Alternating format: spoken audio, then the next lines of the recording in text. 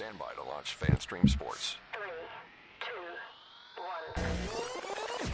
Let's start. Hello, sports fans. Welcome to FanStream Sports. Nothing but pure sports. This is the JP Show. JP, it is so good to hear you back on the air. Stand by. Now, here's JP. All right, happy Monday, everybody, and welcome into another edition of the JP Peterson Show. After a very interesting weekend for the Rays against the Marlins. Hope you didn't waste a lot of your weekend watching that, because I sure as hell did not.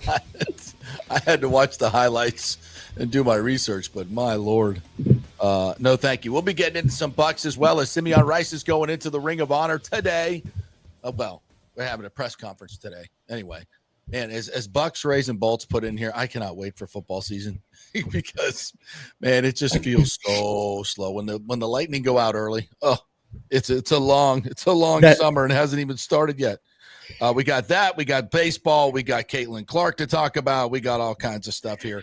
Good morning to you, Nick Geddes from On3 Sports. How are you, partner? Good morning. I actually had a different take on that this morning. I thought, I was really going to come in here and say, nothing replaces the fall and nothing replaces that feeling of football being back and, NHL starting and baseball playoffs and all that stuff that goes on in the fall. It's great. Yeah. But I felt like weekends like this past weekend, I felt like Sundays like what we saw yesterday across all sports. Yeah. It's like we need those. But the game sevens were complete freaking duds. Both game sevens were complete blowouts. Both game sevens let us down, but I love, my PGA champ, which that ended up being a blowout too, unfortunately. That was a blowout too. Zero drama. Maybe you're onto something. You're onto something. I don't know. Maybe in my head, it sounded like it was going to be so great. It was going to be like Sunday was going to be, just settle in. It's 9,000 degrees outside. Don't do, just right. This is going to be a great sports day. We got game 7 in basketball. The Leafs have a pulse now after winning game 6. Lie. And, this the PGA championship. And then after the front 9, I thought to begin the day, Scotty Scheffler's just going to run away with it. And then he was actually mortal on the front 9. I'm like, what the F is going on here? And then it was like, oh, yeah, you put a bet on Scotty Scheffler. You cursed this guy. That's just going to be the biggest. He's going to shoot 80 today because you bet on him. Something historic is going to happen because, as we know, when I bet on something and I lose, something historic always happens for me to lose. So I'm like, we're on our way. Here we go. And then he self-corrected with the easiest self-correct ever and goes on to win by 5 shots in another dominant performance. So, yeah, that was blowout number 1. Well, I guess the Nuggets capitulating was blowout number 1 at OKC. And then that one. And then what a disappointment the Leafs were. Man, can you imagine those poor Leaf fans? I want to feel for them, right? But then I remember how absolutely obnoxious they are. And then I'm like, yeah, whatever. So sorry for your luck. Happened to us too. But I will say this. Did I not say, as the Lightning exited, I said, you wait to see what the Panthers do to Toronto's top line, as everybody was bitching and moaning about Cooch. And I get it. He needs to show up better in the playoffs. There's no question about that. But this Florida team, it's a wagon, bro. Wagon. Go. No flaw. No flaw. I hate to say it, but damn, they're good. That second period they put on the Leafs last night, oppressive. I was like, oh, that looks familiar. I think I've seen that before.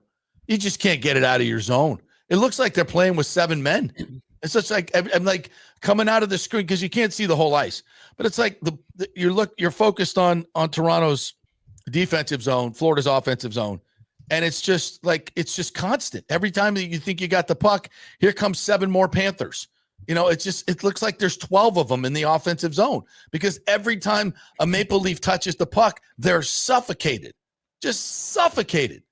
And I'm like, how did the Panthers do this? Like, why are they so good? They just anticipate the plays. They know exactly where you're going with the puck, and they arrive there before you do. It's really impressive. It's impressive and oppressive, but it's tough to play against. I hate to give them their flowers, but no. They have to deserve their flowers because as much as I wanted Toronto to win the series, I said that. I'm like, if you're making me pick one, the Knicks are doing something special right now in the NBA where they're finally playing relevant games. And I was like, I don't hate the idea of having Toronto play meaningful games too. Like, let's just get it all out of the way. Let's have the Knicks break their curse. Let's have the Leafs break their curse. Like, I just want wacky. I want story. Yeah. And I felt like that was a better storyline. Yeah. But, I mean, first of all, the Leafs gave up a much better fight than the Lightning did. Let's put that out there. I know it sucks to, lose 12-2 on your home ice in the last 2 games, but, the Lightning can't win games at home either. But, no, Florida, my takeaway was, after watching what they just did to Matthews and Marner, and I know Matthews and Marner have a reputation, by the way, for not showing up in the postseason. But Barkov and Reinhart, man, is there a better all-around duo in the league right now? I don't think there is, because forget their offense. And Reinhart's a 50-goal scorer in the NHL. Barkov, he's a great playmaker. Man, as a two-way tandem, holy hell. Good. They're really good. Everybody, and they have size to them. They're not the fastest guys in the world on the ice, but they read you very well. Mm-hmm. They don't have to score for you to win. Last night, did this guy play? I don't even know if this guy played all series. Jonah Gadchovic? Who? Yeah. Scoring goals in a game 7 for them. Well, look at their third line. Marchand had a goal and 2 assists, and what he's done to the Leafs in game 7 is just what an acquisition. What an acquisition. Seth Jones scores the big goal last night. He was really good in this series. Marchand was the best player. Trade deadline, man. Yeah, we got Bjorkstrand and Yanni Gord. And Yanni Gord, the thing, I was very iffy on that. Everybody was going crazy because of the nostalgia factor. I'm like, is that really what we needed? Is that really 175 pound? No disrespect, but it's just a 33-year-old small forward. They started him playing with Kucherov and Point in game 1. Yeah. And Bjorkstrand, I thought he was a great acquisition. I thought really did. And, just tragically, he got that injury, out of nowhere, that thigh injury, damn near killed him. Emergency surgery at 2:00 in the morning. But I mean, that's just, that's the difference. Marchand and Seth Jones have just been absolutely perfect additions. And that third line beat the crap out of us and beat the crap out of Toronto. And they got away with Matthew Tkachuk not doing anything for 7 games. He's clearly hurt, okay? I mean, I know everybody's banged up, but he's really hurt, and you can tell. Yeah. Even his antics, he's not even the same what he did in the Tampa series. Yeah. He didn't do any of that in the Leafs series. I think he's really hurt. But it doesn't matter because Eetu Luostarinen, I think I'm pronouncing that correctly. Apologies if I'm not. Yeah. He's leading all skaters in the postseason in road points. Eetu Luostarinen, for crying out loud. They just can hit so you with deep. every way. They're so deep. They're so physical, and they continued the cheap shots in this series as well. I mean, Stolars is taken out of the series. Is he the difference in 7 games? Maybe. I don't know. When your top guys got to be your top guys, and outside of Willie Nylander, Marner and nobody in those top lines had a pulse. Yeah, and if you're Toronto, God, 7 consecutive game 7 losses. By the way, what is Paul Maurice now 6-0? 6-0 in game 7s. Yeah, he's pretty good. Yeah, Marchand's 5th game 7 win over the Leafs. Oh. In the second period, the Panthers had a 70-33 shot attempts advantage. I'm sorry, 39-14 in the second period, just in the second period alone. 70-33 for the game in shot attempts. Jesus Christ. The Leafs have not advanced past the second round since 2002. In fact, their only series win was against us when they won 3 overtime games 2 years ago. Yeah, let me give you a good stat here. Toronto, since the 2004-2005 NHL lockout, which I go back to that because that was the last time Toronto had made the postseason until they had this run, right? Right. And then won a playoff series when they beat the Lightning in 23. They have won 2 playoff series in that time with Mitch Marner, Austin Matthews, John Tavares, William Nylander, Morgan Riley. The list goes on and on and on, right? Right. The Buffalo Sabres, who have not made the postseason in 14 years, which is the longest streak in professional sports right now, I believe. They have won 4 playoff series in that time. How is that possible? Well, Even and for those Leaf fans that spend so much money. Oh, and the Leafs are like they drag you back in, right? Like game 5 happens. All the Leafs fans were like, "Oh, this series is over. We're cooked. We got to move on for everybody." And it was like, "Well, you still got to play 2 more games potentially." Right. And they go out in game 6 and they give you just a slimmer of hope. They make all the fans drag themselves back into Scotiabank. They make all the fans drag themselves into the streets of Toronto, only for them to do the same exact thing they did in game 5. They would have had a much better shot if that game was on the road. If the Maple Leafs are playing a meaningful game in their home barn, they are so tight. You just know it's in their head. Craig Berube said last night, it's between the ears.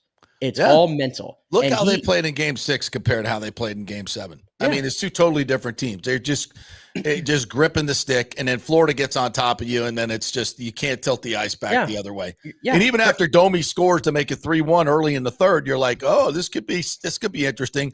47 seconds later. 47 seconds later is 4-1. And at that point, you're just, Yeah, and yesterday was the first time they like truly lost their composure because Craig Berube, who's one of the more mild-mannered coaches in the NHL, he was losing it on the bench after they were down 3-0, which you never see Craig Berube get that animated. Yeah. And this is a Stanley Cup winning coach. He knows the level that they have to get to. Right. And I think in that moment he realized, wow, I can't will these guys. I can't get these guys ready to play. And I don't know if it's me. I think it's just them. And then Mitch Marner, who it's funny coming from him, is yelling at his teammates to wake the F up. It is game 7. This is the biggest game the Toronto Maple Leafs have played this century. Okay? And they know this is basically it for this core. And he's having to yell at his team, wake the F up. Yeah. Yeah. Well, systematically it was broken franchise.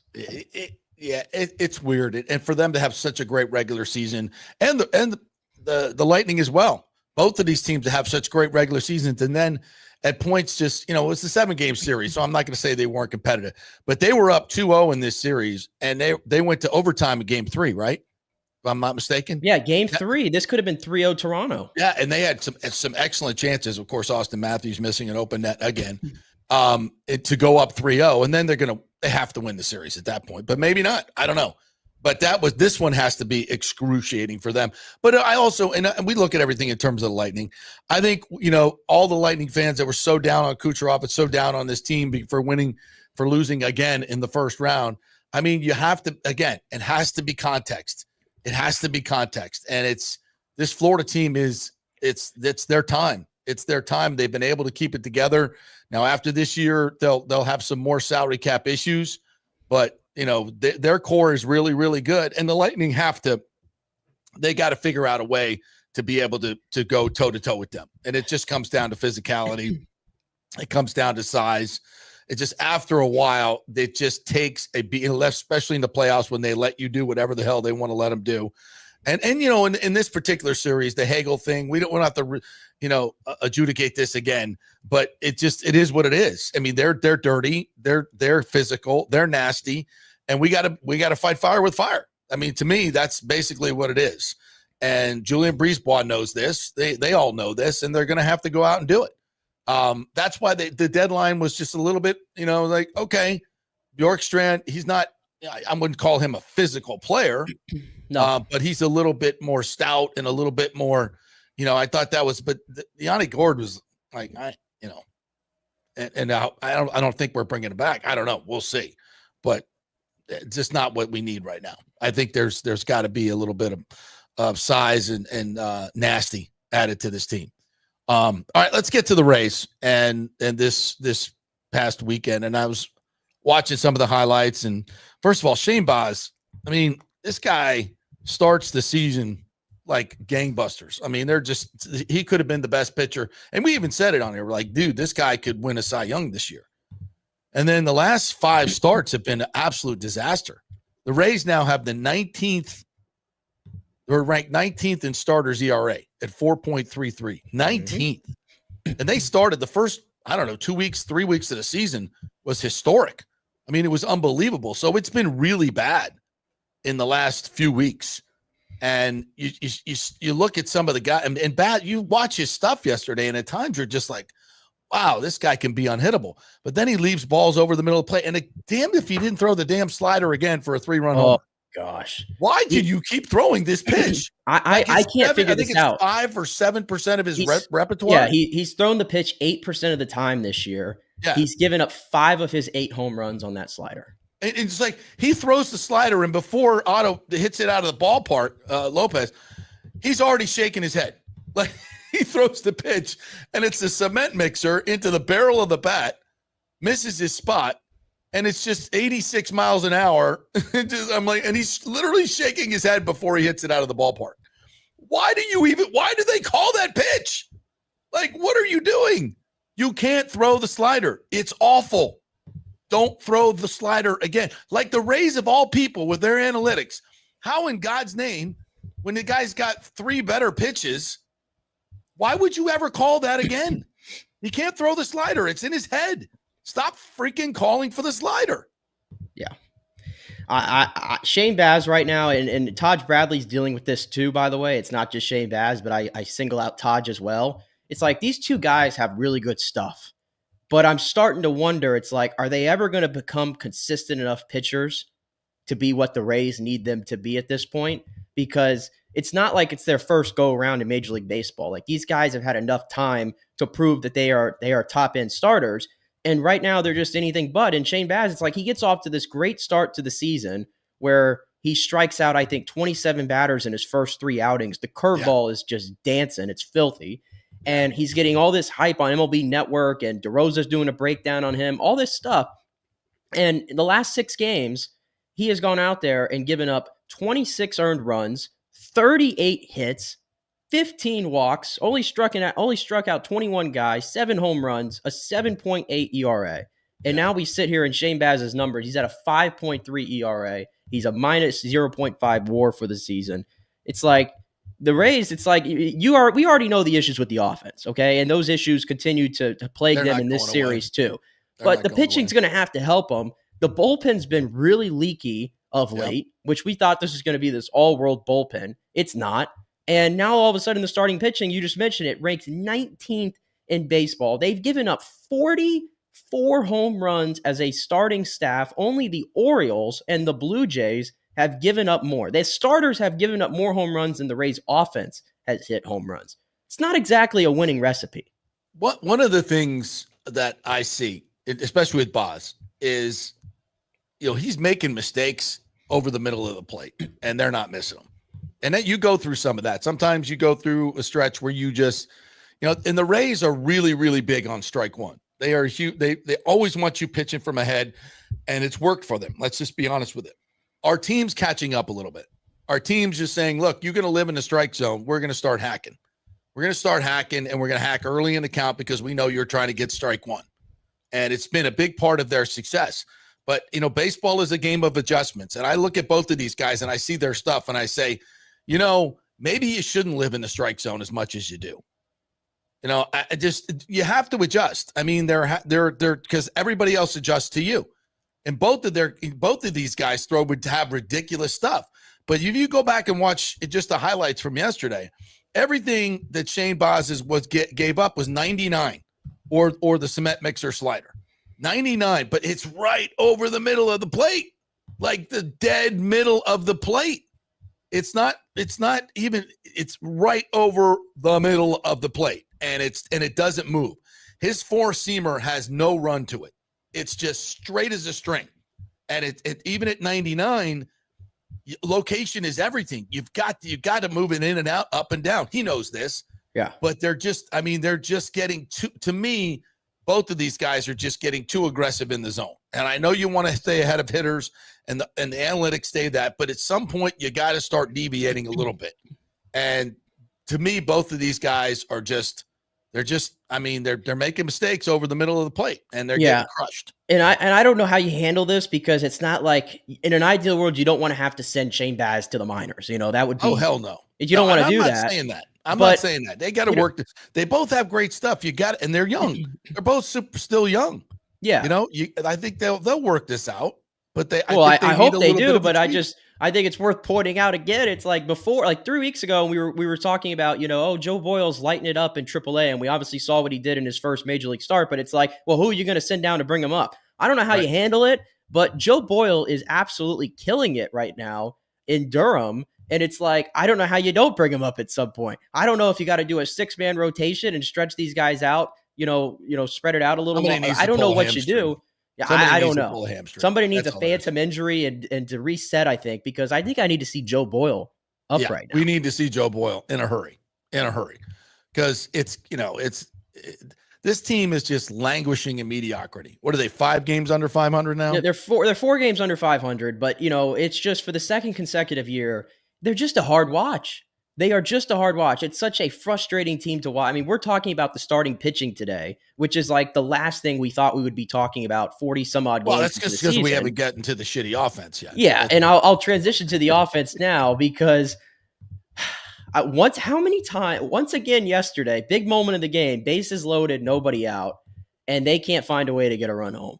It's like they've done this multiple times this year.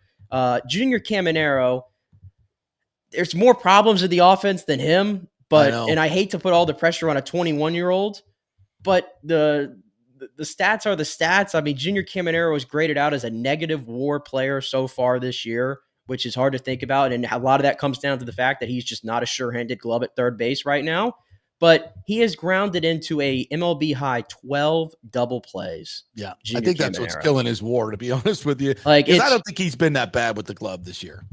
No, I think it is dinging him, though, for sure. Yeah. But that's just not, again, I don't want to put all the pressure on a 21-year-old, and there's other guys who aren't carrying their weight either. You're not doing that. The Rays are doing that. The Rays, you count on 21-year-olds to carry your offense. This is what you're going to get. This is what you're going to get. You're going to get inconsistencies.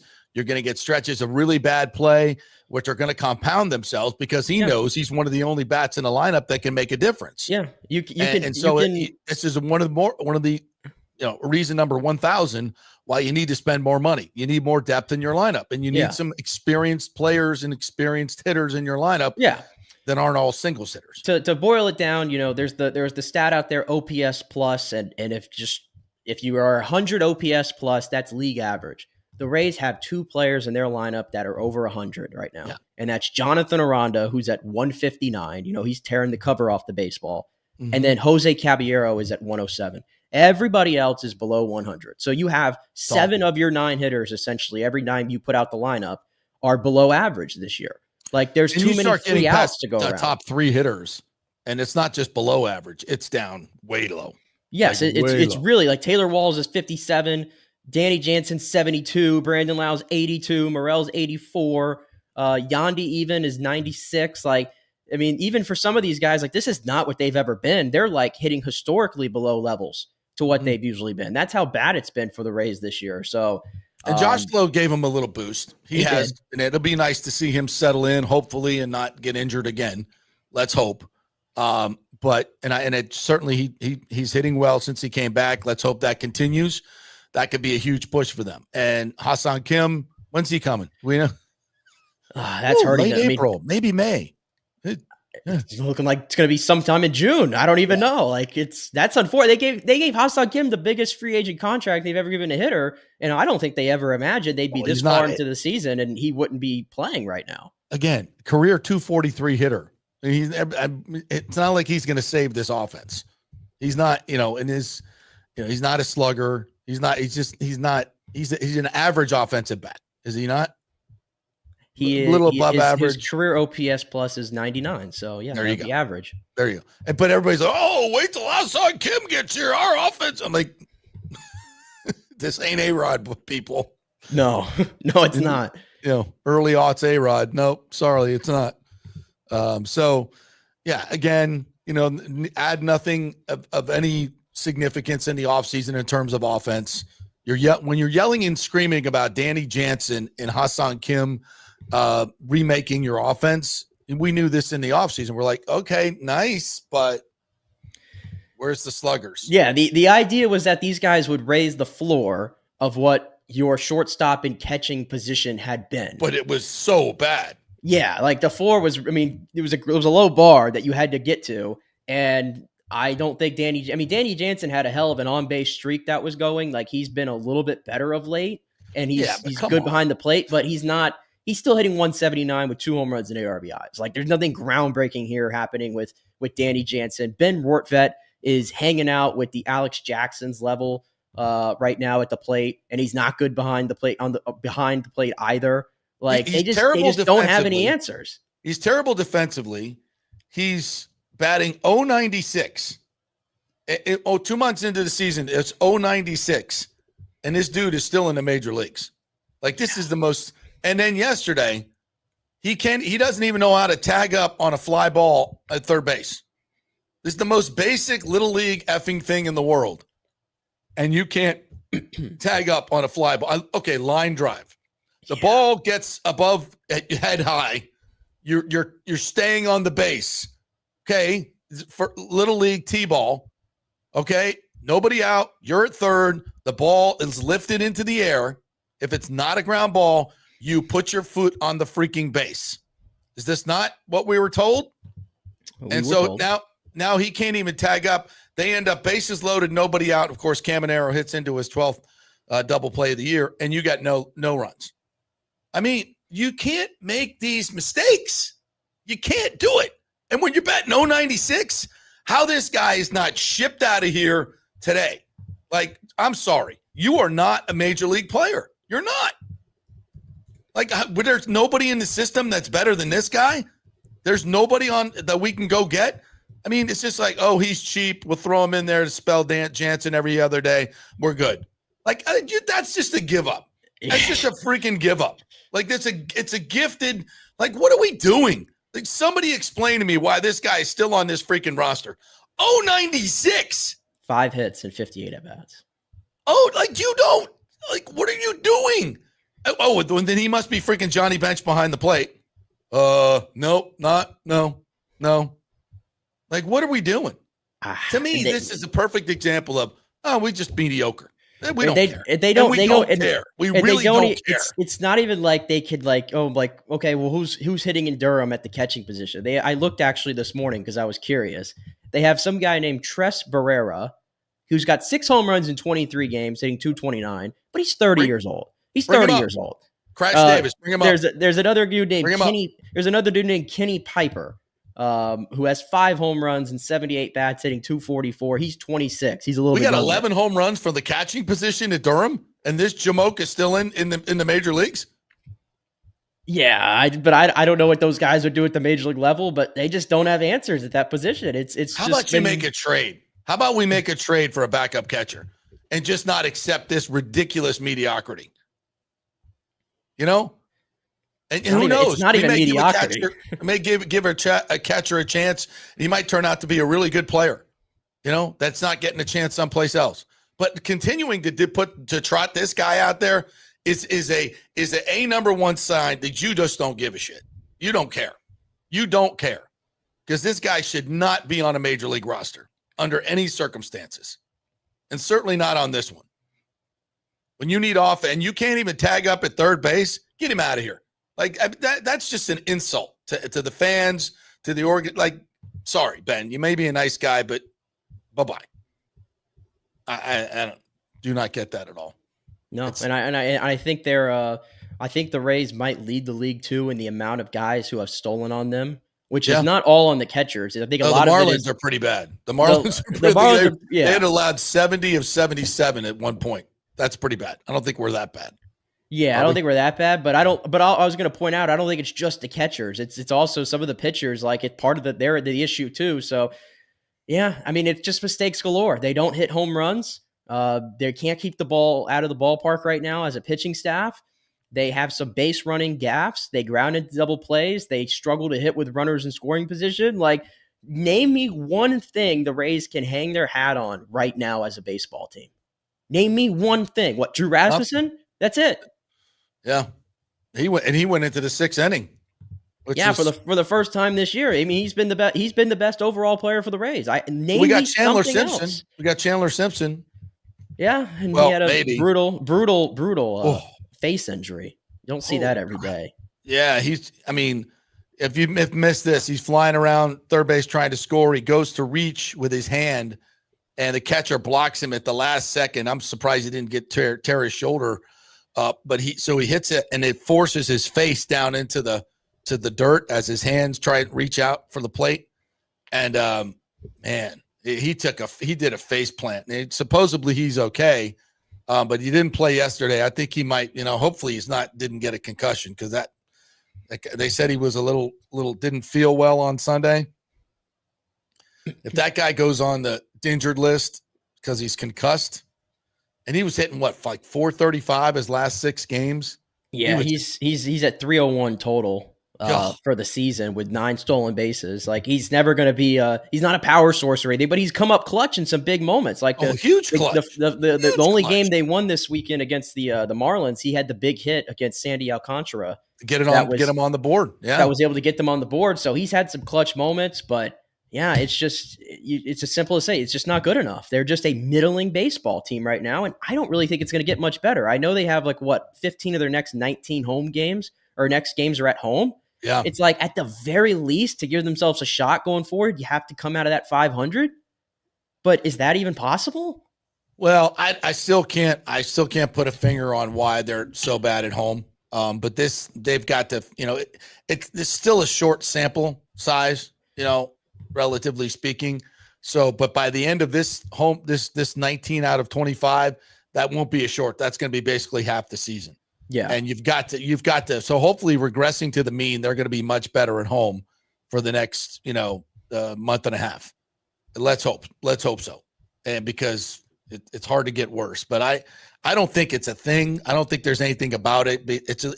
Except, maybe the Trop was a home field advantage and this is more of a level playing field. Maybe, you're built for pitching and defense. And if you have a short porch, that leans more towards offense, but you should be able to, now that we have Josh Lowe in the lineup, he should be able to take advantage of that short porch, that Brandon Lau has not been able to do. So let's see. And I think Camaro's starting to get that inside out swing going to right field. He's hit a couple of those, and Yandy Diaz has as well. So I think we're going to be a little bit better at home, but the starting pitching's got to get better. And I think it will. I think these guys are too talented not to get back to where they were in the beginning of the year. Yeah, I would agree with that. And I think there needs to be a little bit of a tweak. I think the teams have caught up a little bit to these starters, living in the strike zone and being ahead all the time. You got it. It's a give and take all the time. And maybe they need to be a little bit more, but that really goes against, what the Rays do. And I know the analytics are solid in, when you're ahead in the count, we know this, but also other teams know this. And I think maybe they've adjusted a little bit to what the Rays are doing. All right, let's get some comments in here. Good morning to all you guys. Good morning to Bucs, Rays, and Bolts. NFL season needs to hurry up. I'm with you, brother. What are we, like 90 days out? I think we are. Yeah, we're close. Rays Basement says, Rays lose series to awful Marlins. Yeah, that was our tagline. Says, this makes it sound like the Rays are not awful as well. Send this team to Orlando. I do not care anymore. Stu has drained me of my care for this team. I do not think that. I do think that is a very popular opinion. Yeah, this is a boring team. It is a very boring team. They just are. Like and part of this is not just a Rays thing. This is a baseball thing, but it's like, it's just magnified when it's the Rays is the team that you watch. You turn on like playoff hockey, or you turn on something else, and then you flip over to the Rays, and it's just like, it's like you could feel like the air gets sucked out of like my living room when I turn the Rays on. They're just boring. Also, Junior needs to be taken down to like 7th, 8th because he's not performing the way he should be where he is in the lineup. The product is embarrassing, and it's all Stu's fault. Agreed. I mean, you don't move Junior Caminero that low in line. No, I got to keep him. I got to give him some protection. He's still leading this team in home runs. Yeah, if he goes to 7th or 8th, then who's batting behind him? The next two guys are. I'd like to see him. I tell you this though, I'd like to see him draw some more walks. Yeah, how many walks do you think Junior Caminero has drawn this year, JP? I don't know. If you had to guess, 10, 8. He's got 8 walks. The only other he has the fewest amount of walks of any full-time player in the Rays lineup. How is that possible for your number 4 hole hitter? 8 because walks? he's 21. because he's 21 and he's feeling the pressure to do something because nobody else in this lineup can do anything. So what are you going to do? You're going to swing at pitches out of the strike zone because you're trying to use, you're one of the few RBI guys and power guys in this lineup. You feel the pressure to do something, especially when you're in the 4-hole. And for young hitters, that's a death knell. That is not where you want them to be. That's not the headspace you want them to be. You can say, be disciplined all you want, but they're going to feel the pressure when they're just watching their teammates ground out to second base every 5 seconds. It's after a while, and you get some guys on base, it's like, oh, I got to do something. Pitchers know this. They know he's not disciplined, and he's not going to see quality pitches. It takes years for players to get to that point, even good hitters. That's why young, inexperienced, cheap hitters don't play well in postseason or in clutch moments. That's why we runners in scoring position, we suck because we don't have disciplined hitters because they're all young and inexperienced for the most part. And they're not stacked one after the other. There's tremendous holes in this lineup everywhere you go. Morel is just an out waiting to happen, especially with runners in scoring position. And he's constantly coming up in these positions.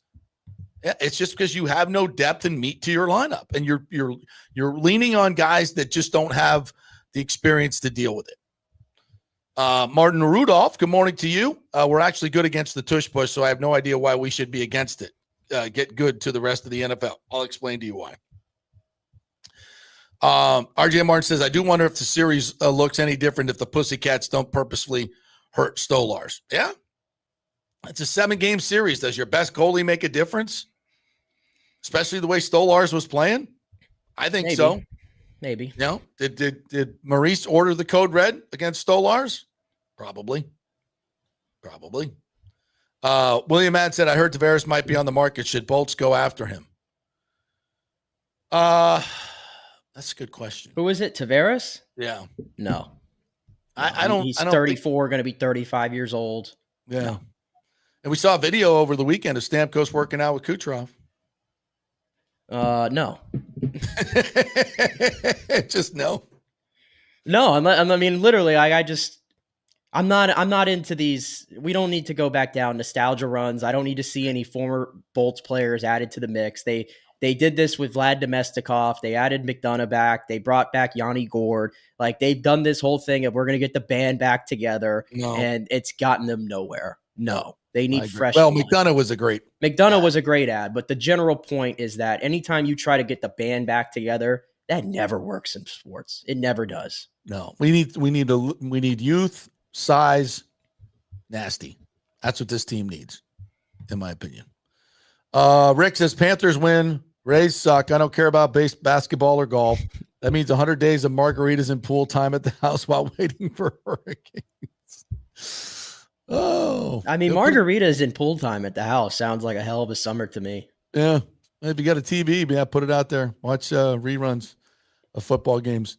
It isn't funny. Like, I see, if I'm cruising around and I stop on FL Network and they got, a playoff game from last year, I'm in. I'll rewatch it. I don't care. Bucs Rays Bolt says 11 days away from hurricane season, boys. Be careful. Have started getting emergency kit ready. Yeah. Don't overdo it. Just be smart. I mean, just because last year was really bad, just be smart every time. Everyone's different. Understand what you're dealing with. The ones last year should not have surprised you. I say this to a lot of people. I hear a lot of people say the same things. We're complacent. Why? Why are you complacent? When it dictates for you to move your cars to higher ground and get the hell out, get out. Good morning to you, More Right Rudder. Good morning to you, John Hill, Nathan Elliott. Thank you guys for jumping in here. All right. Mike H has violated one of my new rules. I don't want to hear about every Brody Brazil video that gets thrown up, but here we go. Brody is back. Says the Dreamers are now calling themselves the Doers. I think you should change your name. Yes. That might help you. So thank you for that addition, actually, Mike. I appreciate it. And again, what do they have? Videos. They got videos, Bianchi columns, and a rich guy saying he's going to throw in money. Anything from the commissioner? No. Anything from public officials? No. Did you purchase the land? No. Okay. We're good. Mike says, I like Caballero at third. What are we giving up on Junior Caminero? We're just going to give up on him? I don't like Junior Caminero at first. So you find me a position for him. I think he can get better at third. He's 21. Yeah, well, my heart broke a little bit when I watched Isak Paredes hitting 3-run bombs for the Astros this weekend, and now he's coming back into town, isn't he? Let's go. Let's revisit that trade. What the hell was that all about? I don't know. And I heard so many Rays fans going, well, Morel wasn't the star of that deal. It was Hunter Biggie. Are you freaking kidding me? You traded all-star third baseman who's hit 30 home runs and this year has 7 home runs, 24 ribbies with 130 OPS plus, which is his career high, by the way, this year for Houston. And you're telling me, oh, well, the star of the deal was Hunter Biggie. What? All the dude does is hit home runs, but they're all left field. I don't give a crap. I don't care about his exit velocity when the result is fine. Robert Williams says Boz can't hit the 4-seam at the top of the zone. He misses high. When he adjusts, it's middle. Yeah, boy, is it middle. Damn. Every time I see that 98, 99 flash up and it just gets pounded, I'm like, damn. But you put it right in the middle of the plate, these guys are going to hit it. Yeah, and it doesn't look like there's much movement on it either. Yeah, and this is, of course, we say this all the time. Hitters cost money, and that's not something Stu wants to give the team when he can just keep the money for himself. 100%. Age old. I think people finally figured it out now. It only took me 8 years of yelling. Mike H said, could Cash be hitting a managing wall? Does the team respond to him? Players not hustling, no sense of urgency. I will say this. The last 2 or 3 years, last 2 years especially, and I include this year, season and a half, whatever, season and a quarter, there's so many elemental, fundamental mistakes that we never used to see. That used to be a winning edge for the Rays. Yeah. It used to be a winning edge for the Rays. And it's just, you can't play sloppy baseball if you're the Rays. And they didn't. When they were a good team, they never played sloppy baseball. They were really big on the details. They never made stupid mistakes like that. I think Cash is a great manager to deal with it, but it's hard to defend him over the last year and a half. He's had some interesting, I'll just straight up call it, some bad managerial decisions this year. Like, when to when he's trying to get fired. It's like taking guys out of the game late, to get a defensive replacement in there. And then all of a sudden you give up a run where you're down and now that big player is out of your lineup. Some of the lineup decisions where, Jonathan Aranda's killing it against everybody and they're taking him out of the lineup, the all-righty lineups against left-handed pitching that haven't worked. Some of the bullpen management, leaving guys in too long or going to the wrong guy. Like, I don't know. It's been a really odd sort of last year or so for Kevin Cash as the manager of the Rays. And everything has an expiration date. And I'm certainly not advocating for the Rays to move on from Kevin Cash. I'm not doing that. But if you're Kevin Cash, at what point do you look at it and go, I've taken this as far as I can take it. Mm-hmm. Everybody around this league knows I'm one of the best managers in baseball. Is it time for me personally to make that switch? I'm not saying I want that to happen. I'm saying I wonder if Kevin Cash comes to that point at this consensus. Yeah. No, I don't. If I were him, I'd be sick of this. The stadium issues, the lack of payroll, the analytics control. I'd be sick of it. If I were him, I'm out. Now, I know he loves it. Obviously, he's a Tampa dude. Yeah. I'm not advocating for him to go anywhere because I think the Rays have bigger issues than him. At some point, players got to play, right? Right. Manager can only do so much. Right. He's got to pull his weight for the things he's being asked to do, and I don't think he has. But the Rays, it just comes down to players, and they don't have enough good ones. It starts at the top, and they're just like, I can't blame everything else seems to me just to be side dishes. The main course absolutely is the problem. It sucks. It's spoiled meat. And until that changes, it's hard. It's just, I understand you guys nitpicking at Cash, and I get it. I'm with you on that. But I just can't worry about, the peas and carrots when the roast is just awful. It's just awful. It's so bad. It's stench. And it's gotta change. And until that does, And trust me, when it does, boy, I mean, if you can just imagine, if you will, a stadium, a real major league stadium that's accessible to the whole market, that has all the bells and whistles, and an ownership group that spends money on players and actually can go out and recruit a Kyle Tucker or Pete Alonso to come home and play in this beautiful stadium in downtown Tampa or Ybor City or wherever the F you want to put it, next to Raymond James Stadium with a sliding roof and with a huge entertainment complex surrounding it. Like, let's all gather at these beautiful structures and wonderful things that we should be able to do in this market. Imagine, if you will. And we've been thwarted by one dude who doesn't give a rat's ass about this city. And that has been proven over a gazillion times. And in Major League Baseball, golly, get this shit done. You got people who have money waiting in the wings to get this stuff rolling, to get it going. So we don't have to keep talking about some 096 hitter with a -9 OPS plus. It's a -9. Ben Rorfet, who just stays in this, like, we can't find a better Francisco Mejia and Mike H. Francisco Mejia's in the Mexican League. Oh, go get him. I don't care. It can't be worse, dude. No. Yes, Rick, bring up Crash Davis. Hell, go get Kenny Powers. Yes. At least it would be interesting.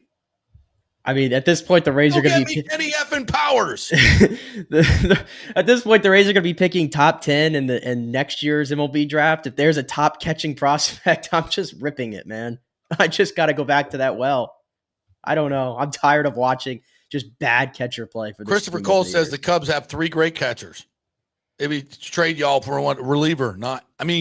Yeah, there's got to be a better catcher in Major League Baseball than this guy.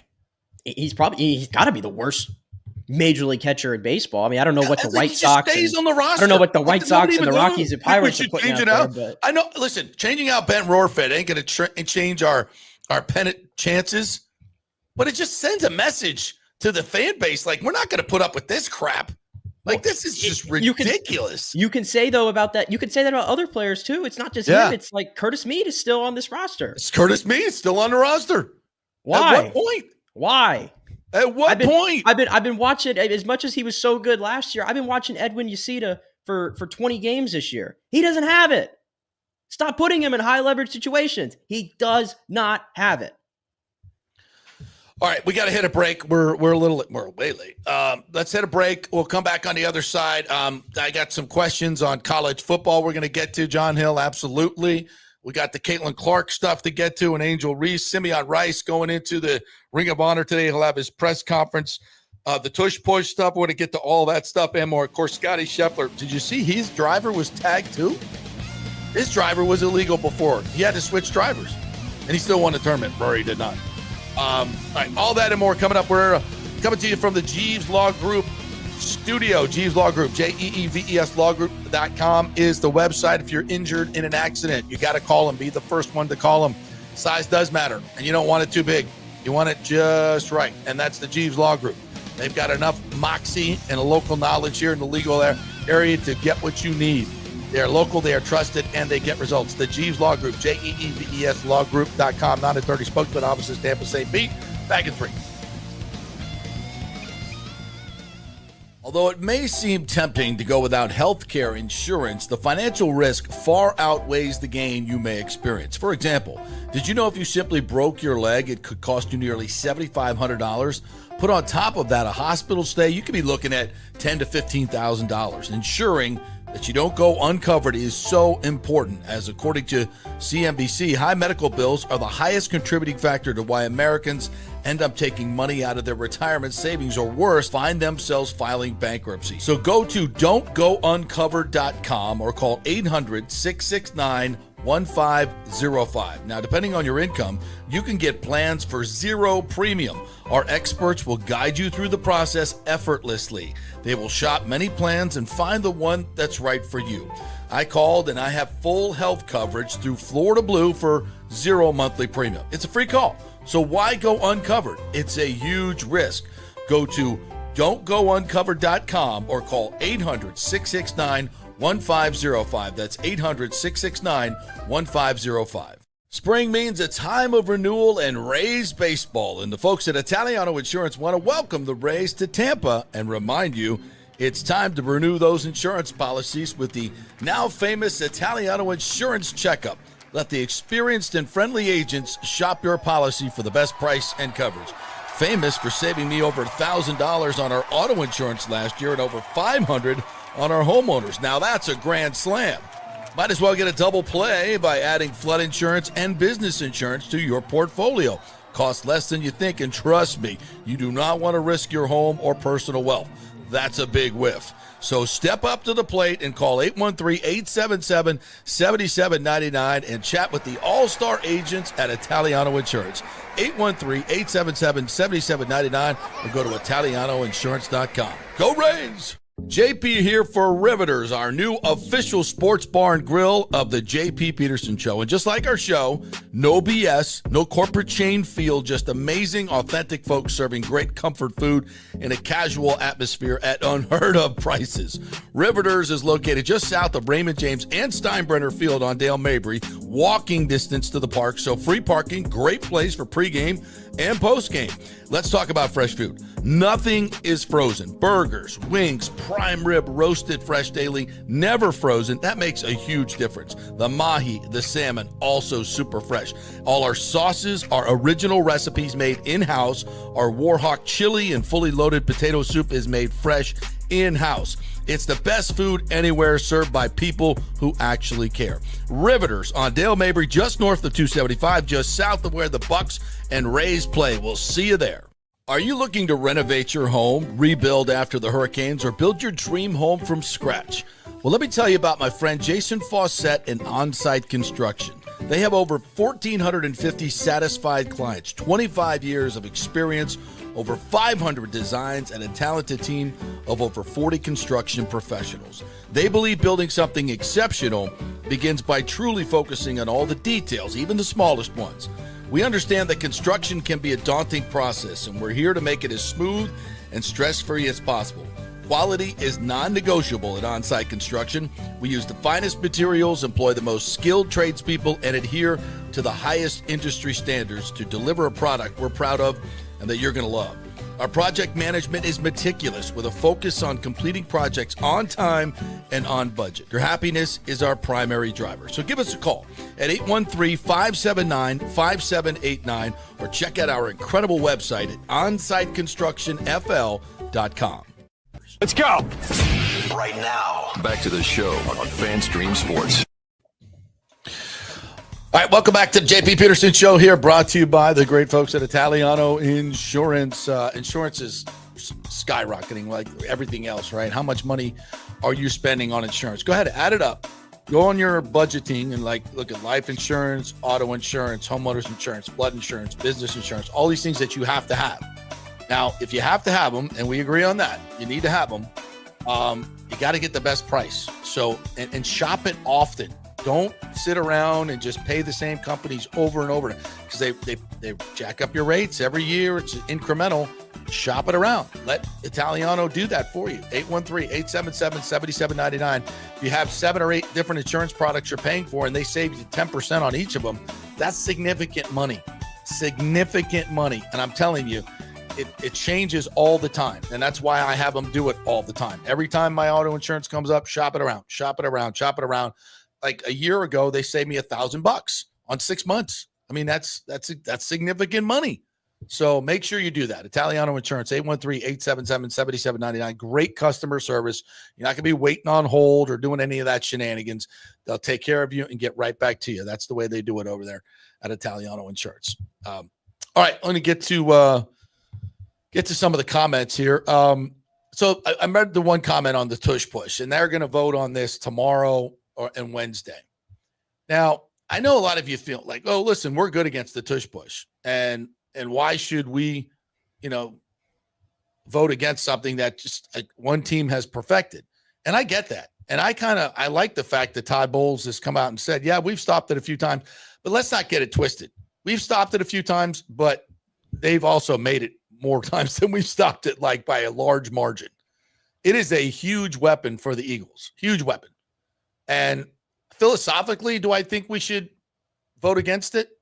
No, I don't. I agree with you. I think you shouldn't punish teams for being really good at something that's not against the rules currently, and then change the rule because one team can do it better than anybody else.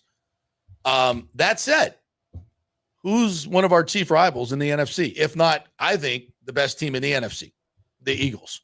We play them in the regular season like we do every freaking year. Okay? And we're probably, if you're going to get to the Super Bowl, you're probably going to have to beat them. Somebody's going to have to beat them, and it might be you. So, selfishly, should the Bucs vote against it? Hell yes, they should. Philosophically, I don't agree. And this may not be the most ethical thing in the world to do. But if it's win at all costs, I'm not a fan of that. I don't, the Machiavellian thing, I'm not a fan of that at all. But if imagine if the Bucs vote was a swing vote that outlawed the tush push, would it hurt the Eagles? Yes, it would. Yes, it would. And I think dramatically so. I think it would dramatically hurt them. So I philosophically, I'm with you, Todd. And the Bucs have had better success than most. But if you're going to be able to take away a weapon from one of your chief rivals, you do it. You do it. Am I wrong? I mean, the general principle is, to me, nonsense, because as much as the tush push, it chaps my ass sometimes, no pun intended. When you feel like you've stopped them, and then you're like, oh, we got to defend now, fourth down, and we all know it's coming, and we all know they're going to pick it up. And last year in the playoff game, against Washington, with the weirdness that went on there at the goal line, where there were like penalties being called for players jumping over the pile. Like, I'm not saying that all that did not like frustrate me as a fan, because like you just want to watch the game happen naturally. But I mean, nobody's stopping all the other teams from doing it. I mean, that's what everybody says, but it's true. Like, and you've seen like Buffalo try to do it with Josh Allen. It doesn't work to the same effect. It just, for whatever reason, Philadelphia has mastered that play. Nobody else has, and that's on everybody else to figure it out. Like, I don't like the idea of like someone finds a way to a new play or something in a sport that's been being played for hundreds of years, right?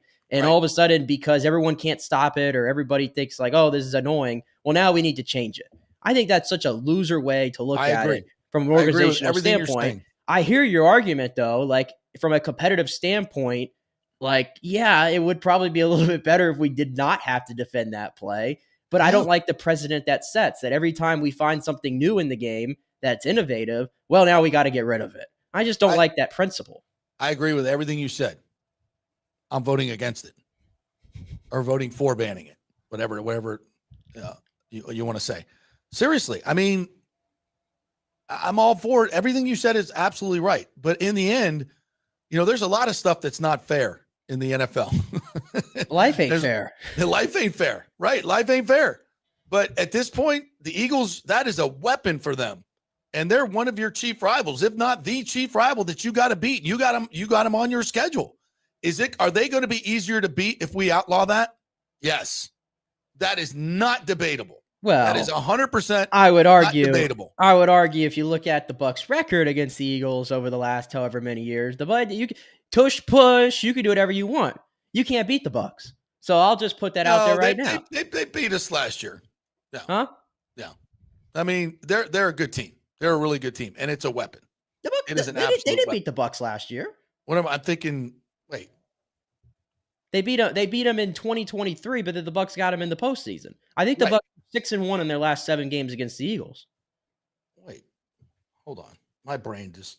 Yeah, last year the Bucs got them because AJ didn't play, Devonta didn't. Oh, that's right. What you're thinking of week 4 the year prior. Yes, when they beat us on Monday night, but then the Bucs got them in the playoffs. But my point is the Bucs are 6-1 against the Eagles. That's the one I was thinking of. Yeah, last year they didn't have those two guys. My bad. So that's the game I was thinking about. Yeah, they've been fine, but again, it's a weapon. It's a weapon. Why not take it away from them if you can? Why not take it away from them if you can? Well, I think the other team should find a 350-pound interior defensive lineman, and well, maybe that's why we got Desmond Watson, and then also get 450 pounds and put them next. Other teams should just figure it out. Yeah, Yeah. Again, if I'm the Bucs, I'm voting against it. I don't think the Bucs would do that though. I can't see like the Bucs organization being against that. I think they should be. Maybe they should be, but I can't see them doing it. Why? Then they're making a mistake. They're making a mistake, in my opinion.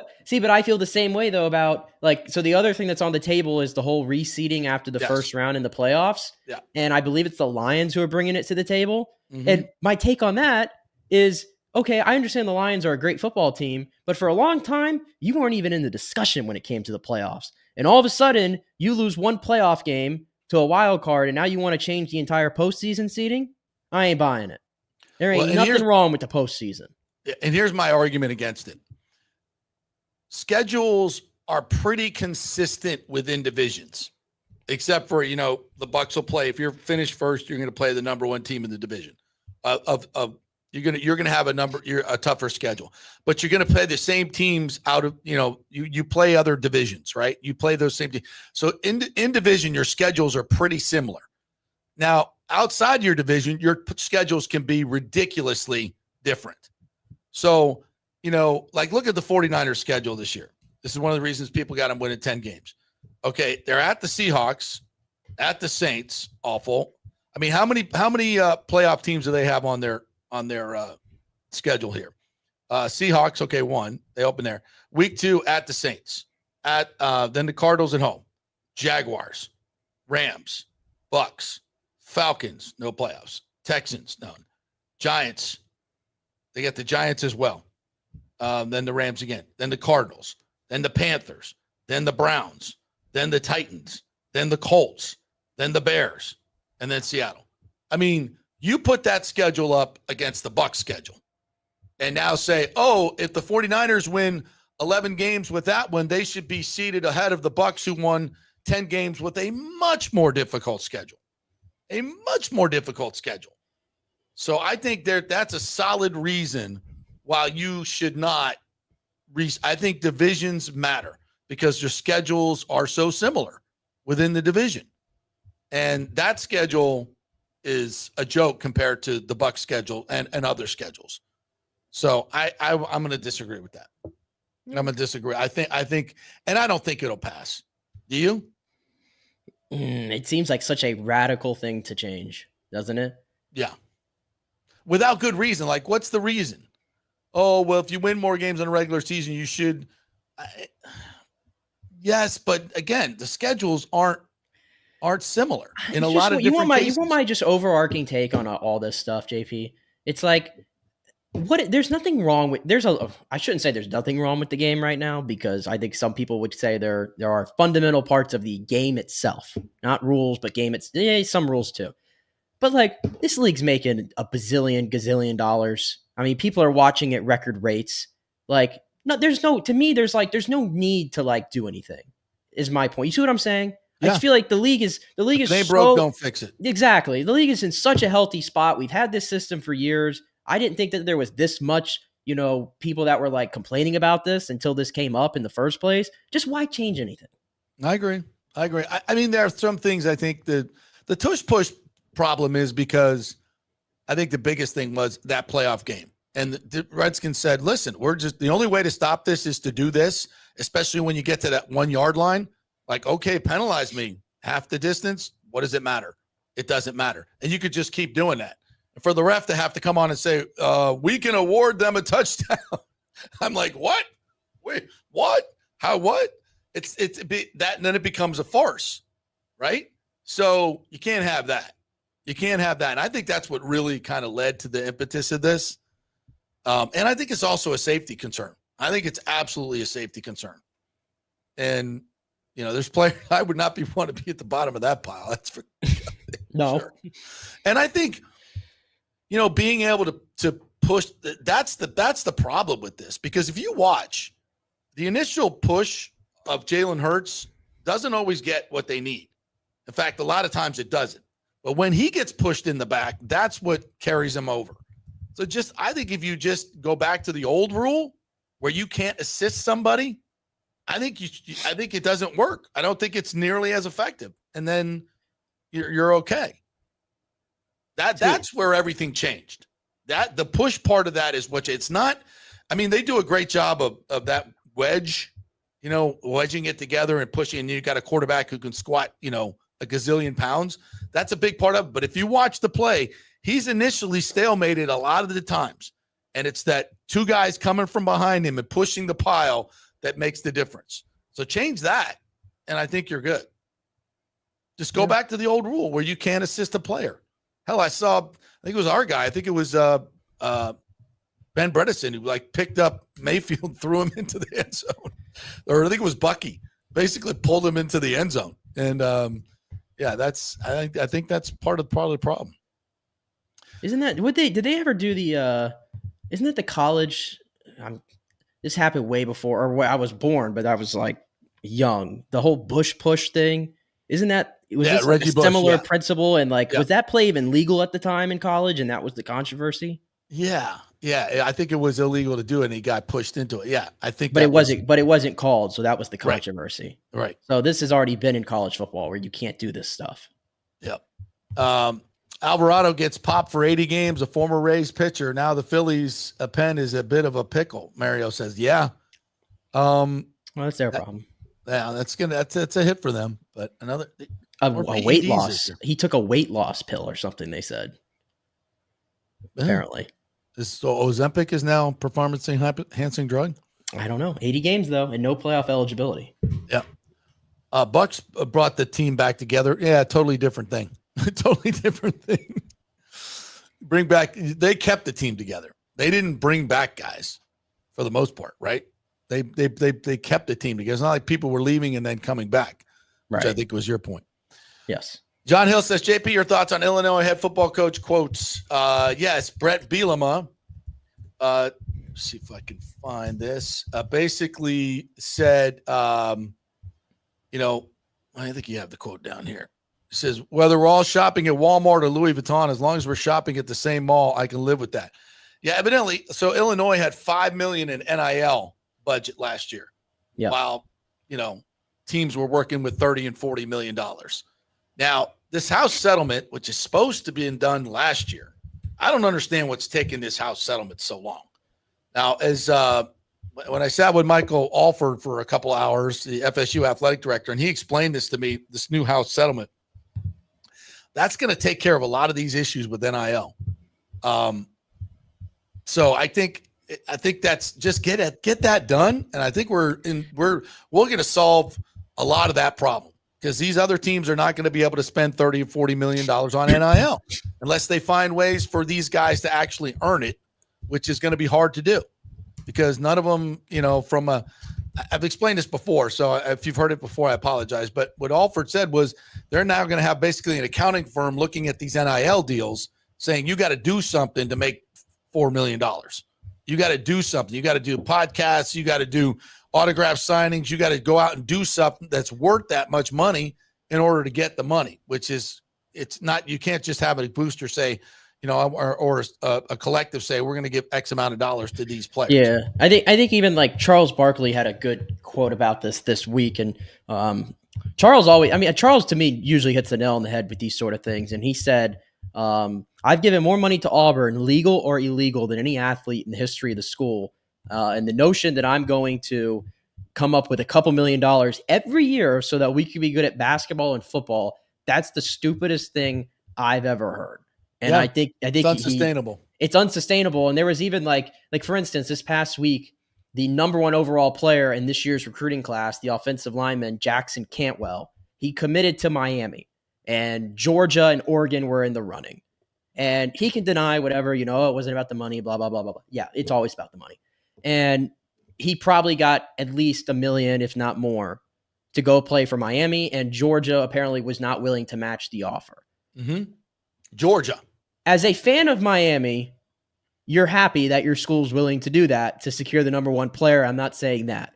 But the principle of this is what is so wrong to me, in that this is not a star wide receiver who, like a Jeremiah Smith, who was the number one player last year, who you knew was going to come right in and he was going to be an impact player for Ohio State, and he was. This is offensive tackle. How many freshman offensive tackles, JP, do you know come right in and are starting day one at a big program? Very difficult. Very difficult to do. So Very they go and spend $1 million plus to go land the number 1 overall recruit who's an offensive tackle. Oh, it's way more than $1 million. And way over $1 million probably. And he's not even. Is he going to play year 1? Probably not. Is he going to play year 2?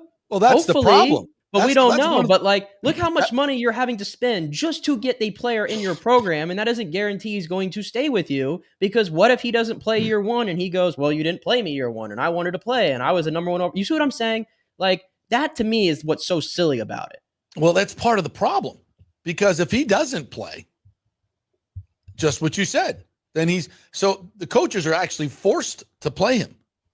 When you pay him that much money, you're forced to play him because the coach is going to, or the collective going to, hey, listen, man, we got to keep this kid. We have, $10 million invested in this kid. Mm-hmm. We got to keep him. You got to play him. Well, he's not ready. I don't care. Well, you got to play him. That should never happen. That conversation should never happen. And I think, you can't tell me it didn't happen with DJ Uiagalelei. Can't tell me that. I'm not going to believe it. Either Mike Norvell is the worst offensive coach in the history of coaches, or there was something in that NIL deal that made him start every game that he was healthy. Because when he was not healthy, and it wasn't even a major issue, super major, and why did he never came back? Okay. Yeah. That's just what I'm saying. Like this whole like structure we have right now where, teams are relying on, their notable alumni to kick in money and all this kind of stuff. It's like, who's to say, like whoever decided that this is just some endless stream of funds that's going to, right. You can guarantee is going to be there every single year. Well, look at Florida State. I mean, 2 years ago, we spent that NIL money. Great. We really did. Last year, you got to go back to the same donors and say, hey, we need another $4 million. After that, probably conservative speaking. The way you spent it last year? If it's going to say Illinois spending $5 million, how much do you think Florida State's spending? Well, I'm just saying one guy, one booster. Maybe one guy, but Florida State's probably spending between 10 and 15 million on their roster to put out 2 and 10. Right. You think those same people are coming out? No, it's unsustainable.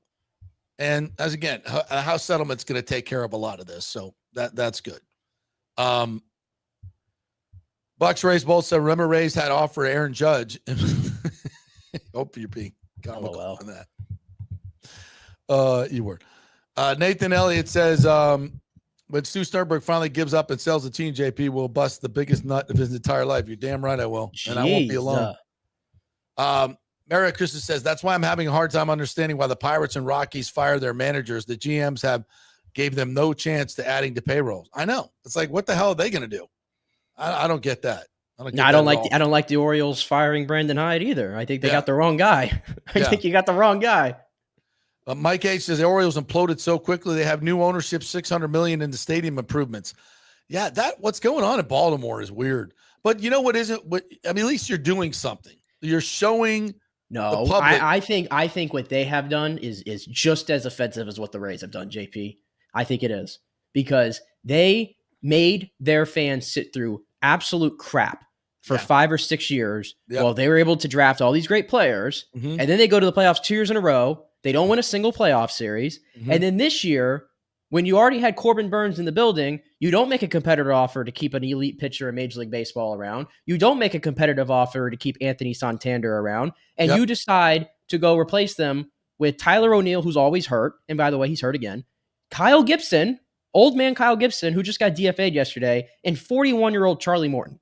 Yeah. And then you said, we're here to compete, guys. No, you're not. You're cheap. You're cheap. I think what they've done is just as offensive. And now the manager has to pay for it.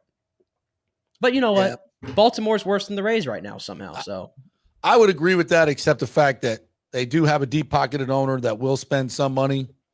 And I'd like to see him prove it. Well, we'll see. Give the guy a little bit of time. You had Corbin Burns. You didn't sign him. You replaced him with Charlie Morton and whatever his name is, Kyle Gibson. Yeah. Well, let's see. Let's give him a little bit of time. I don't like what he's done so far. I agree with that, but let's give him a little bit of time and see what they do. John Hill says most college NIL rosters could measure in the $40 million range for the 2025 season. The biggest spenders: Ohio State, Texas, Miami, Notre Dame, Texas Tech because of the oil money. Yeah, listen, this year is going to be another wild, wild west, but it's unsustainable. And I think after this year, that house settlement should finally be done, and then we'll be. I think it'll be drastically reduced. Brandon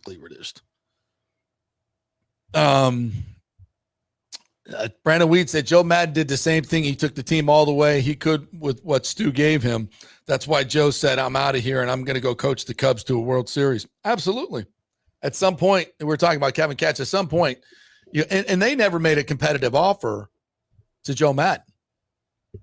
And as you look back on it now, it was like Joe was starting to have success, right? He was being very popular. He had great success. But what did and he wanted $5 million a year. And the Rays did not even make a competitive offer because Joe would have stayed had they made anything significant offer. But I think what was even more damaging and scary for Stu was Joe was getting a little bit of autonomy. And Joe was like, no, I don't want to do this analytics 99% of the time anymore. Well, he does it now, and that's why he's not in baseball. That's right. And he said, I'm not doing that. And they went out and got, pardon it. I mean, with all due respect to Kevin Cash, a young, inexperienced manager that was going to do what he was told to get the opportunity. Now, I think Cash has the gravitas now that Madden had to go do his own stuff. And I don't think a lot of this stuff there's no way he's putting out that right-handed lineup, in my opinion. That's not him. But some of the in-game decisions are his, not all the time. Analytics drives a lot of those as well. And it seems like it's coming to a head. I think the Rays will want to, if Stu stays in charge, he's going to go to a more inexperienced manager that they can truly control. Well, unfortunately, the events that happened on, I can't even remember the exact date anymore. What was it? August 13th? Unfortunately, August 13th, 2023, to me, that's just, I point to that date, and I think you can figure out what that date is, JP, and everybody. That was the whole Wander Franco thing when he was first placed on the restricted list. Unfortunately, I just think that was the beginning of this sort of downfall for this team. I think up until that point, you felt very good about the team back then. You felt very good about where they were heading. And I think that day changed everything.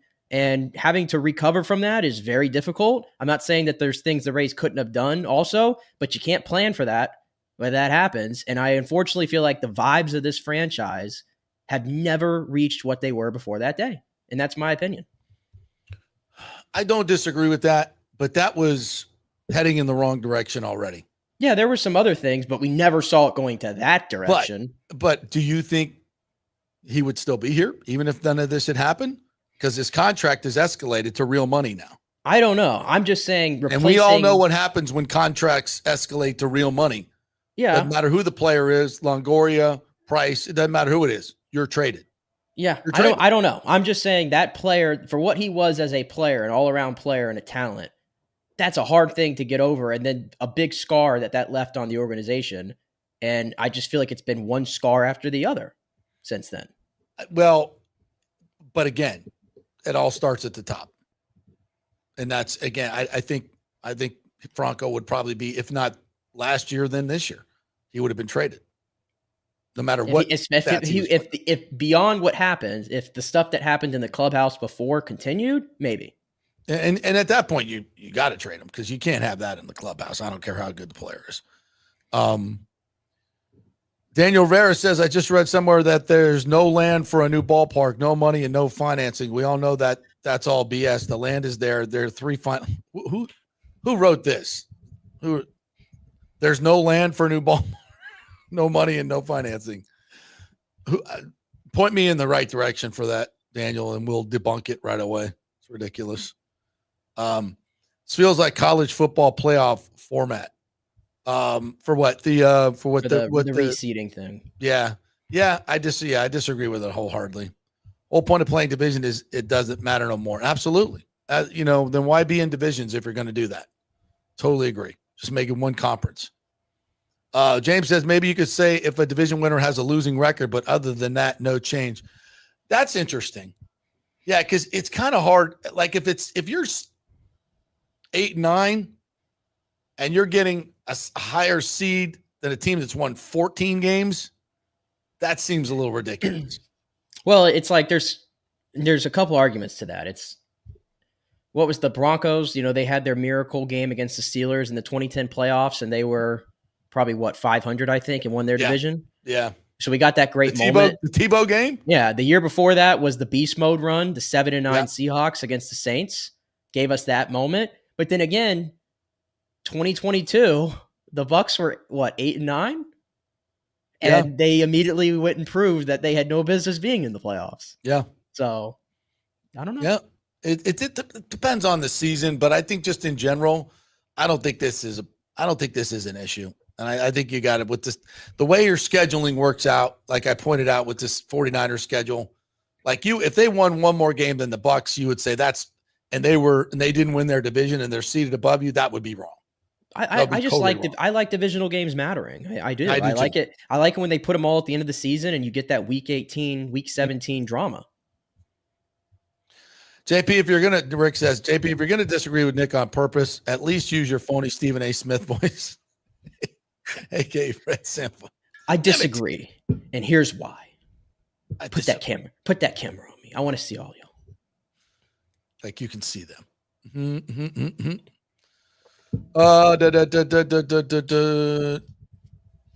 More messages coming in. Why don't we put Vita Vea? Football makes harder me attack us. I have no idea what that means. Put that up there. Mike Sorgo says, why not have the same rules to the tush push as the inside kickoff rule? Only fourth quarter and you have to announce it. That seems really contrived. What was it? I missed the comment. Basically, the onside kickoff, you have to declare it in the fourth. You have to declare it first, and then and I think that's silly too. Yeah, that seems really, really contrived, and I think too many rules. Just too many rules. Yeah, I agree. Yeah. All right, what else, sir? Am I still viewing comments? Yes, we are, Young Swag. We're viewing and talking about them. And thank you for putting it in here. James says, Mike Borville is the worst offensive coach, JP. 2-10 at FSU, still haven't recovered, and now ACC is where they stay until maybe 2027. Horrible. Yeah, somebody asked me the other day on Twitter, what I think it might have been James, like, what do we get out of this whole lawsuit thing? Well, we got more money that we asked for, and we got the drastically reduced and finite number to get out of the conference. So those are two major, those are the things we asked the conference to do before we went to litigation. Like, can we get this? And the conference said, under no circumstances will this ever happen, blah, blah, blah, blah, blah. Well, it took a lawsuit to get it done, but we got it done. So I think it was worth it. I think they had to do it. They had no choice. The status quo was not working, and it was completely unfair to Florida State. And if anybody wants to debate me on that, bring it on. Any other athletic director should have done this years ago for FSU, but we had a bunch of feckless people running the program for a very long time. So, it was never going to happen. They were content to get screwed every year. And finally, FSU got some people with backbone in administration that said, you know what, we're not doing this anymore. And they got what they wanted. So I think it was great. Mario Christian says, I'm going to be curious how USF handles all of that NIL circumstance with its players. Well, they're going to have $20 million, $20.5 million to spend on their players, which they hadn't had before. So I think it definitely levels the playing field for USF in a huge way. If I'm reading this correctly, how this is going to go, every team's going to have $20.5 million to divvy up to pay their players. Yeah, but then, of course, you still have the issue where the SEC and the Big Ten are running this whole playoff system, and now they're trying to. It's like we can't even walk before we run. We just got it to 12 teams, right? And before we can even enjoy that for a few years, Greg Sankey and everybody at the SEC and the Big Ten are trying to pull their power play where they get all these automatic bids. And I think I'm just so against that. Yeah, so it's like, we're trying to even the playing field here so we don't have such a gap between those two conferences and everybody else like there is now. And at the same time, they want to continue to give themselves all these automatic bids. Well, look, these are two totally different entities. What's going on in the House settlement is college football wide that the courts are imposing. The SEC and the Big Ten have no power over that. Well, yeah, I know. That's what I'm saying. Everything that they can have power over, they've usurped. But that's what I'm saying, though. We're trying to level a playing field in college football from the NIL standpoint and how much these rosters can be, how much they can be worth. But then at the same time, the two current conferences are trying to levy their power on the playoff, which once we have hopefully the even playing field with money that can be spent on rosters, there won't be any need to have the SEC and Big Ten get all the spots in the playoff. That's what I mean by it. Like they're still trying to hold their advantage in one way or the other. And they will. Again, they're going to. Not fair, but works for them. What the Bucs should be doing with the Tush push. It's back to the Tush push. That's right. Young Swag said, I got a few questions regarding the Tampa ownership groups. Is there any kind of update you can give regarding these groups? Because there hasn't been a whole lot of updates regarding these groups. Well, that's a good thing. Okay. Do you want them to negotiate out in public? Like, hey, we offered Stu this, and he said no. We have this. They're not going to do that. Major League Baseball doesn't want that. This is not how sales work. You don't see the public negotiating going on. But there's information that we have passed on to you for a long time about what's going on behind the scenes. I know who the groups are. I know who's being taken seriously, and we've told you. Like the groups that have gone public, Carter McCain, Joe Malloy's group, these groups, they go public. The Orlando Dreamers, they go public to get Major League Baseball's attention.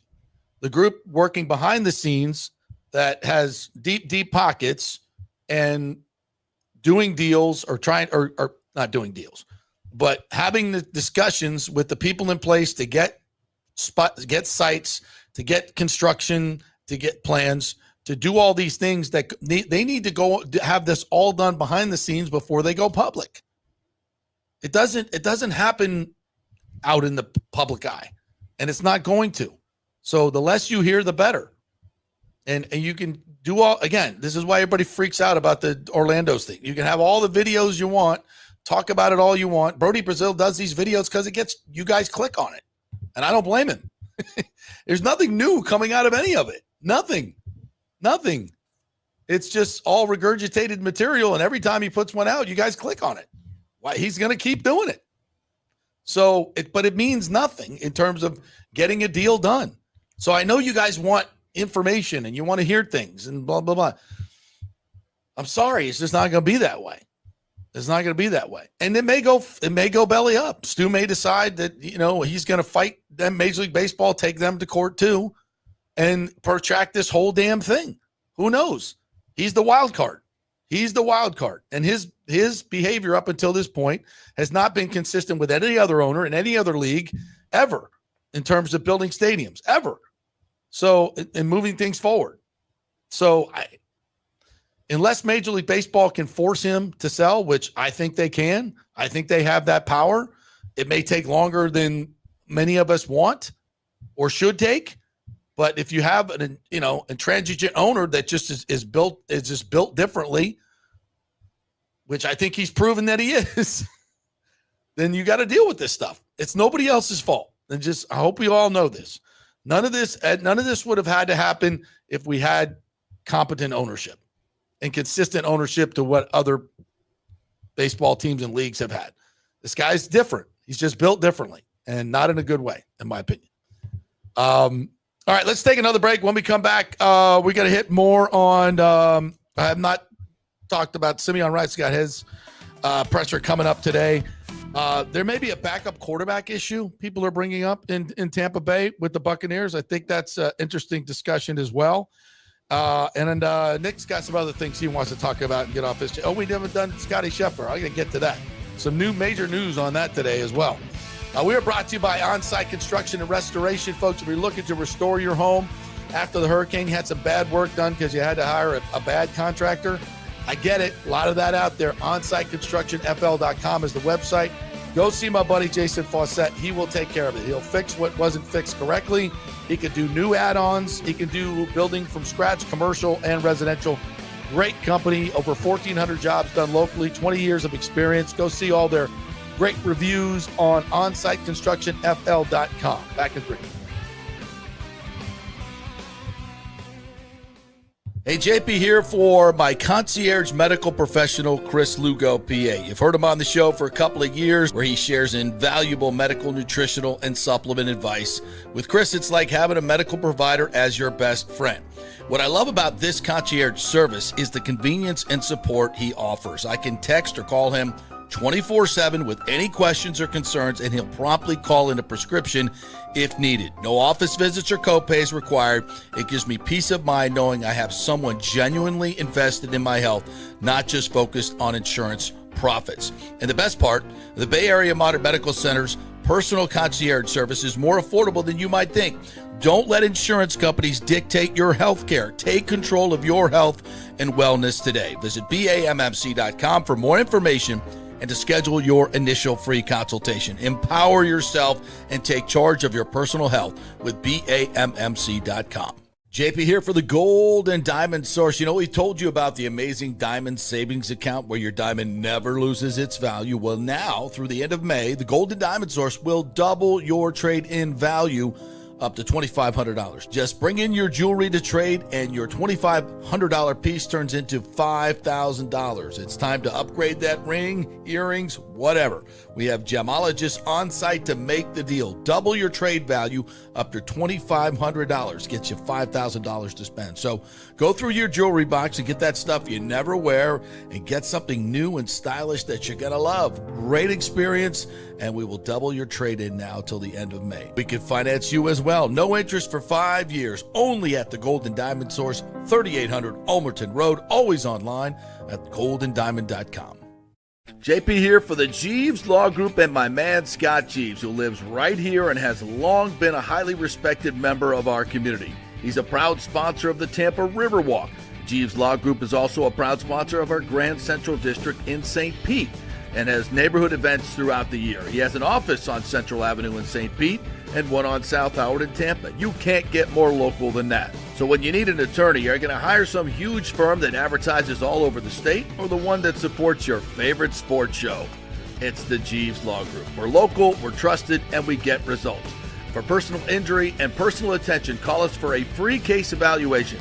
That's 8889-JEEVES. That's 8889-JEEVES. Hey, Tampa Bay, it's time to get your AC unit ready for summer. And here at Third Generation Plumbing and Mechanical, we recommend getting ahead of the game, keeping your family cool before the hot summer months with one of our maintenance agreements in the hopes of avoiding the dreaded emergency service call. Our maintenance agreements include, we'll test the electrical components, check and tighten high and low voltage wire connections. We'll check the refrigerant for manufacturer's performance levels, test thermostats, calibrate if needed, clean the evaporator coil and condenser coil, and clear and treat the drain line and drain pans. Just call us at 813-961-8024 for the special rates, and a human will actually answer. 813-961-8024 or go to thirdgenerationplumbing.com. Let's go. Right now, back to the show on FanStream Sports. All right, welcome back to the JP Peterson Show here on this Monday following two brutal Game 7s. I was hoping for so much drama, but we got nothing. We're brought to you by the Golden Diamond Source. They're doing their trade-in value match up to $2,500. So if you bring your trade-in to the Golden Diamond Source, they will match it up to $2,500. So you'll have $5,000 to spend on a new ring, new earrings, new whatever you want to do. So Golden Diamond Source, if you purchase something there, you want to bring it in to trade it up, this is the week or the weeks to do it here until the end of May. That's at the Gold and Diamond Source. And by the way, gold, I think, is up to $3,000 an ounce or something. So if you guys got old gold jewelry, bring it in because they're paying top dollar for that right now. And that's stuff that you've been sitting in your jewelry box or your wife's jewelry box. Say, hey, honey, gonna go buy you something new. She probably won't even miss it. Yeah, you better ask first. You better ask first before you take it. Oh, that was a sentimental value. And you're dead. Yeah, don't do that. Ask first and then bring it in and get top dollar at the gold and diamond source. All right. Scotty Scheffler yesterday. We thought this was going to be some drama as he goes 2 over par on the front 9. He was not hitting his driver well. And by the way, the PGA or USGA, I said, they test, I guess, a third of the field every week for drivers and abnormalities. If you hit a driver for a long time, if you hit the same driver, especially these pros that hit it in the same millimeter every time, the face of the driver gets a little bit more bouncy because it thins out and it gets a little bit more bouncy. And there's a level of bounce that you can have on a driver. And once it exceeds that, and I don't know how they test this, but once it exceeds that, then it becomes an illegal driver. Rory's was taken away right before the PGA, and so was Scotty Scheffler's. Now, the PGA doesn't announce this, which is weird. So you have a sport where the players self-police themselves all the time. But the PGA Tour never announces when they suspend a player or why. They never announce, these violations. The players bring them up to the media, which I think is weird. And transparency, why don't they just announce it? And then everybody kind of says, oh, it's no big deal. It happens all the time. Use a driver, blah, blah, blah, blah, blah. Well, how long was it illegal? When Rory won the Masters, was it illegal? They just didn't test it. And when you test it and it's illegal, they find out it's illegal, then there's really no sanction except you take the driver away. That seems like a bizarre way to do things, bizarre. So, I mean, how hard is it to test these drivers? Can they do it every week? Can they test everybody's drivers? It seems a little weird to me. I feel like this only became a story, though, because Rory was struggling to hit fairways with his driver. Yeah, because he was the one that pointed out. And I guess he said, well, I have put a new driver in play this week. Well, why'd you do that? You just won the Masters. Yeah. Well, of course I wouldn't do it on my own. It was taken away from me. Yeah. So, and I guess Scheffler admitted it as well. Now Scheffler went out and had some issues with his driver early on. He was just hanging in the first 2 rounds and nobody ran away with it because the course was so tough. It was a weird tournament, no? It really was a weird tournament because you had the mud balls to begin it. And, Johnny Vegas is at the top, what? And a bunch of no names. So you had the whole lift clean in place debate, which I thought was interesting. It took so long, though, for the leaderboard to take shape until halfway through round 4, where at one point it was Scheffler, DeChambeau, and Rahm were 1, 2, 3. And it was we're going to get this epic finish. And at one point, Rahm nailed that putt there on the back 9 to would he take the outright lead, or I think he might he tied Scotty for the lead at 9 under. 9 under. Yeah. And then he made a couple more birdies, but then he missed short putts at 13 and 14, really makeable putts. Yeah. And then he collapsed at the Green Mile. Yeah. In 17, the pin on 17 was ridiculous. There was no way you were going to get it close. It was impossible, especially if you're hitting a draw. And he went after it and, it went right in the water, and then he was toast. Yeah, all this tournament told me, and this is not some crazy take, but Scotty Scheffler is the best golf player in the world.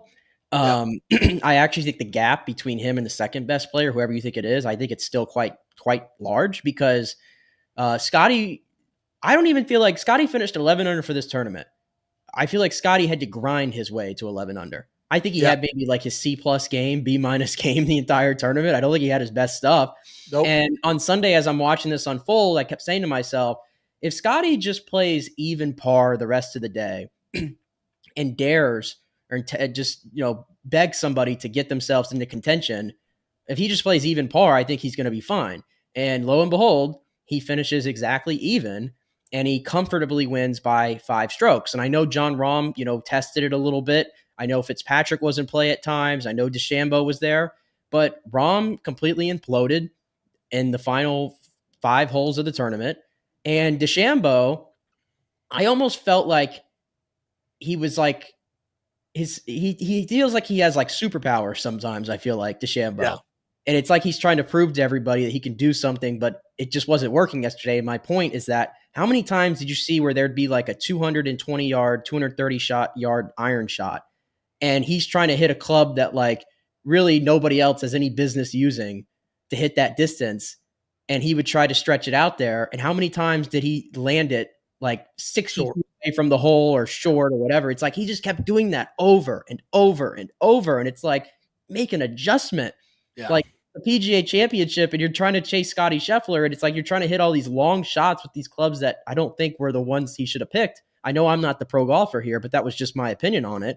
Scheffler just played even par, and he let everybody else just sort of implode around him. It's the Jack Nicklaus strategy. Like, you just don't give it away.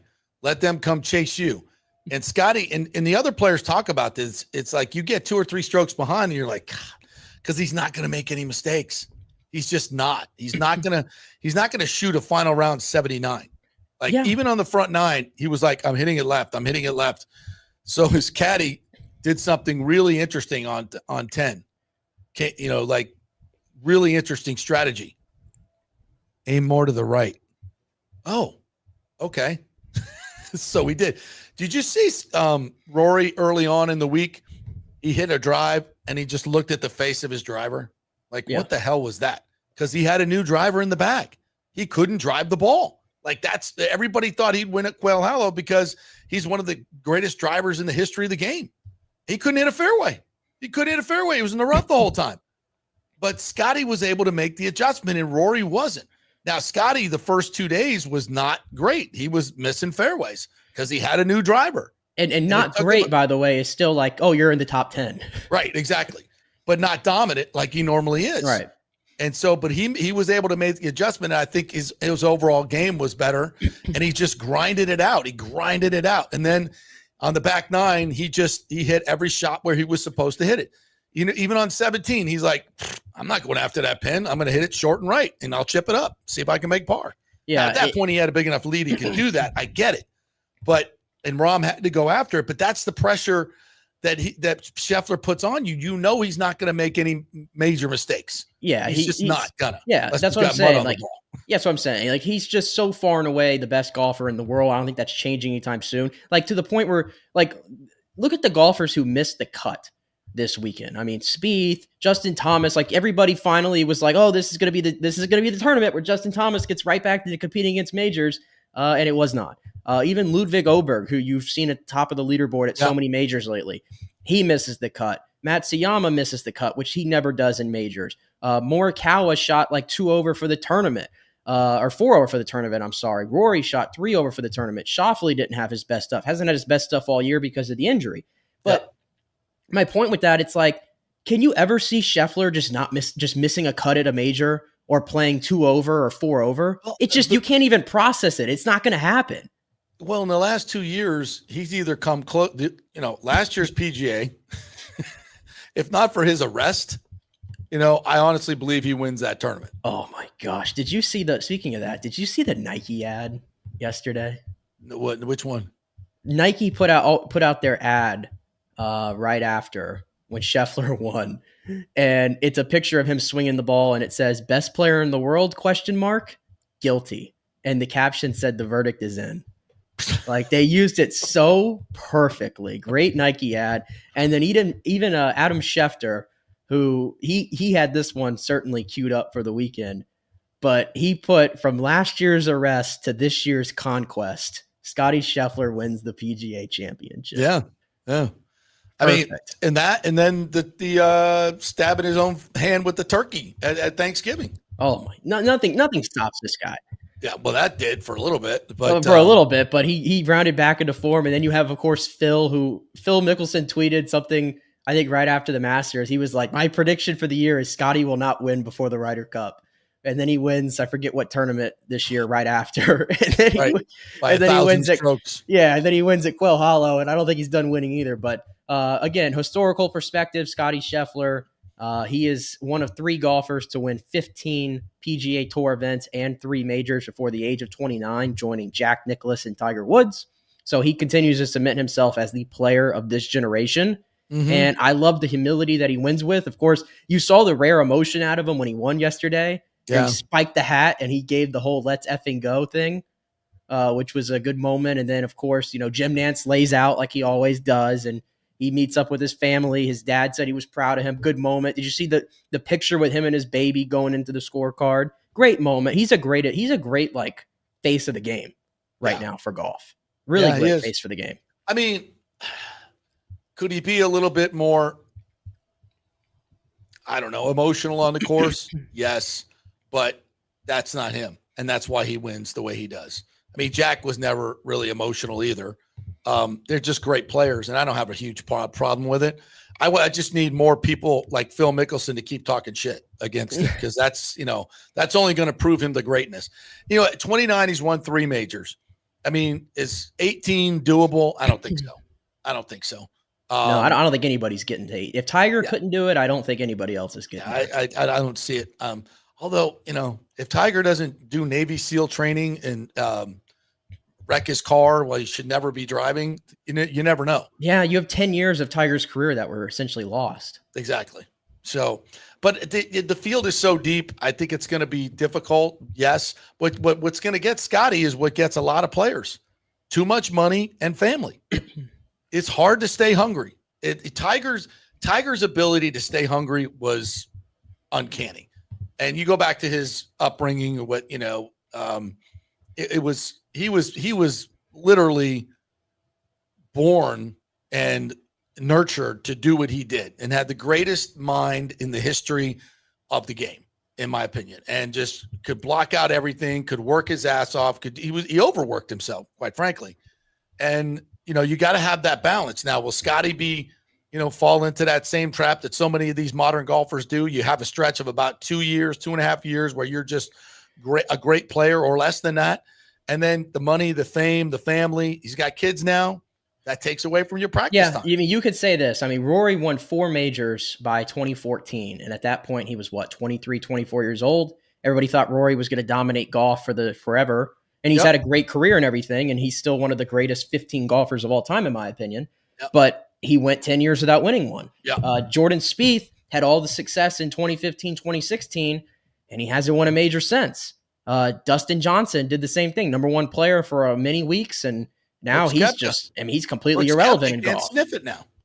Yeah, he can't sniff it. This was this was a good showcase for Jon Rahm, and Jon Rahm even said after, this hurts and everything, and it's unfortunate, but this is the best. This is like the most fun I've had playing golf in some time. Yeah, he needs to get hell off the live tour. Yeah, I mean, I think he's probably filled with regret, but it was good to see Jon Rahm at the top of the leaderboard again. And then, DeChambeau, I mean, you got to give him credit. I know he hasn't been able to finish at some of these majors, but Bryson DeChambeau in his last 8 majors, or last 9 majors, he's got a win, 2 second-place finishes, and then the other ones are all 6 top 6 finishes. So right now, when you look at the majors, who's going to be involved, you can always say it's going to be Scheffler, and you can always say DeChambeau is going to be right there. And I think everybody else, it's a crapshoot, to be honest with you. Yep, I agree. I mean, Scotty's got a chance to do something really, really special over the next few years. But my prediction is it'll wane, like it has with all these guys. As great as Scotty is, and you just mentioned all those names, and we thought they'd never stop winning. Well, they did. They did. Somebody else will come along that's more singularly focused, doesn't have family, all that stuff, all those distractions. It hasn't broken through yet. Still hungry. This is not to dismiss Scotty Scheffler at all. If he does end up winning even 10 majors, that'll be an unbelievable accomplishment. I think it's going to be very tough. I think it's going to be tough. Even through this incredible run he's been on, the only 2 majors he had won, and not to diminish it, were the 2 Masters. Right. And the whole knock on Scotty was he would dominate the first part of the season, and then once you got past the Masters, the play would dip a little bit, or he wouldn't win. Right. Now he's starting to figure that out, which is dangerous for the rest of the guys. But yeah, Olympic gold medalist last year, the way he performed there, setting that course record in France, I believe. Mm-hmm. He's going to be the face of the Ryder Cup team again, hopefully, as the United States gets their stuff together this time around. We'll see. But until further notice, I just don't think anybody's in his league right now. I agree. All right, let's take one more break. When we come back, we're going to finish up with all the comments, some interesting comments and questions that we will answer. And Nick has something to say about Caitlin Clark and Angel Reese, his favorite WNBA player. We are brought to you by Cafe Paradiso. Go have an incredible Italian meal at Cafe Paradiso with our good friend Paolo Tini. And it's not the frou-frou Italian new age, all that. No, it's the good stuff. The chicken marsala, the veal parmesan, the chicken parmesan, the lasagna, the branzino, all the beautiful stuff. Everything made fresh daily. None of that corporate stuff. It's Cafe Paradiso on South McDill. Make a reservation on Open Table, number 3 on Open Table. Tell them JP sent you. Back in 3.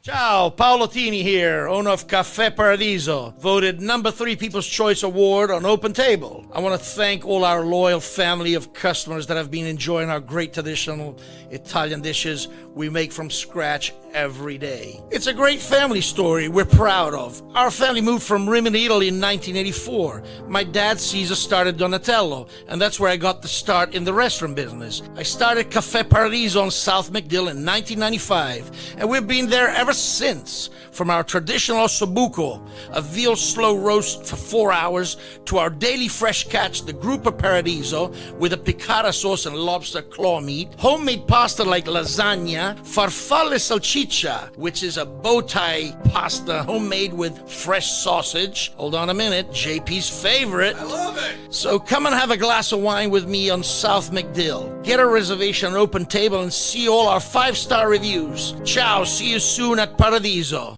Going through a medical emergency without health care insurance can cause you to go into crippling debt. In most scenarios, people are forced to either break into their retirement funds or worse, they're forced to file for bankruptcy. The sad truth is that health care insurance is crucial in today's day and age. Look, I get it. Many of you think you're never going to get sick and health insurance is really expensive. Well, we can help you out with that. Depending on your income, we can find great plans and huge discounts. God forbid you get cancer, a car accident.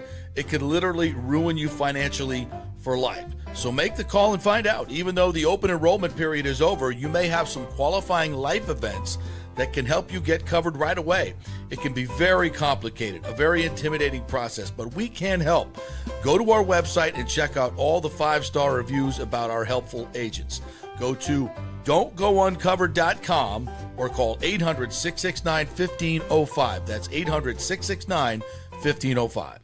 JP here for Riveters, the official sports bar and grill of the JP Peterson Show. We're located just south of Ray J and Steinbrenner Field, so it's a great pre- and post-game spot, and the happy hour is amazing. Monday through Friday, 3 to 7. Check out these specials. $3 Bud Light drafts, $4 domestic bottles, $5 wells, $6 premium wells, $6 cocktails like margaritas. It's unheard of. And the Riveters food is freshly made daily. No freezers. Happy hour food specials include $3.50 tacos and barbecue sliders. $6 you get edamame or chips with the beer cheese, which is amazing.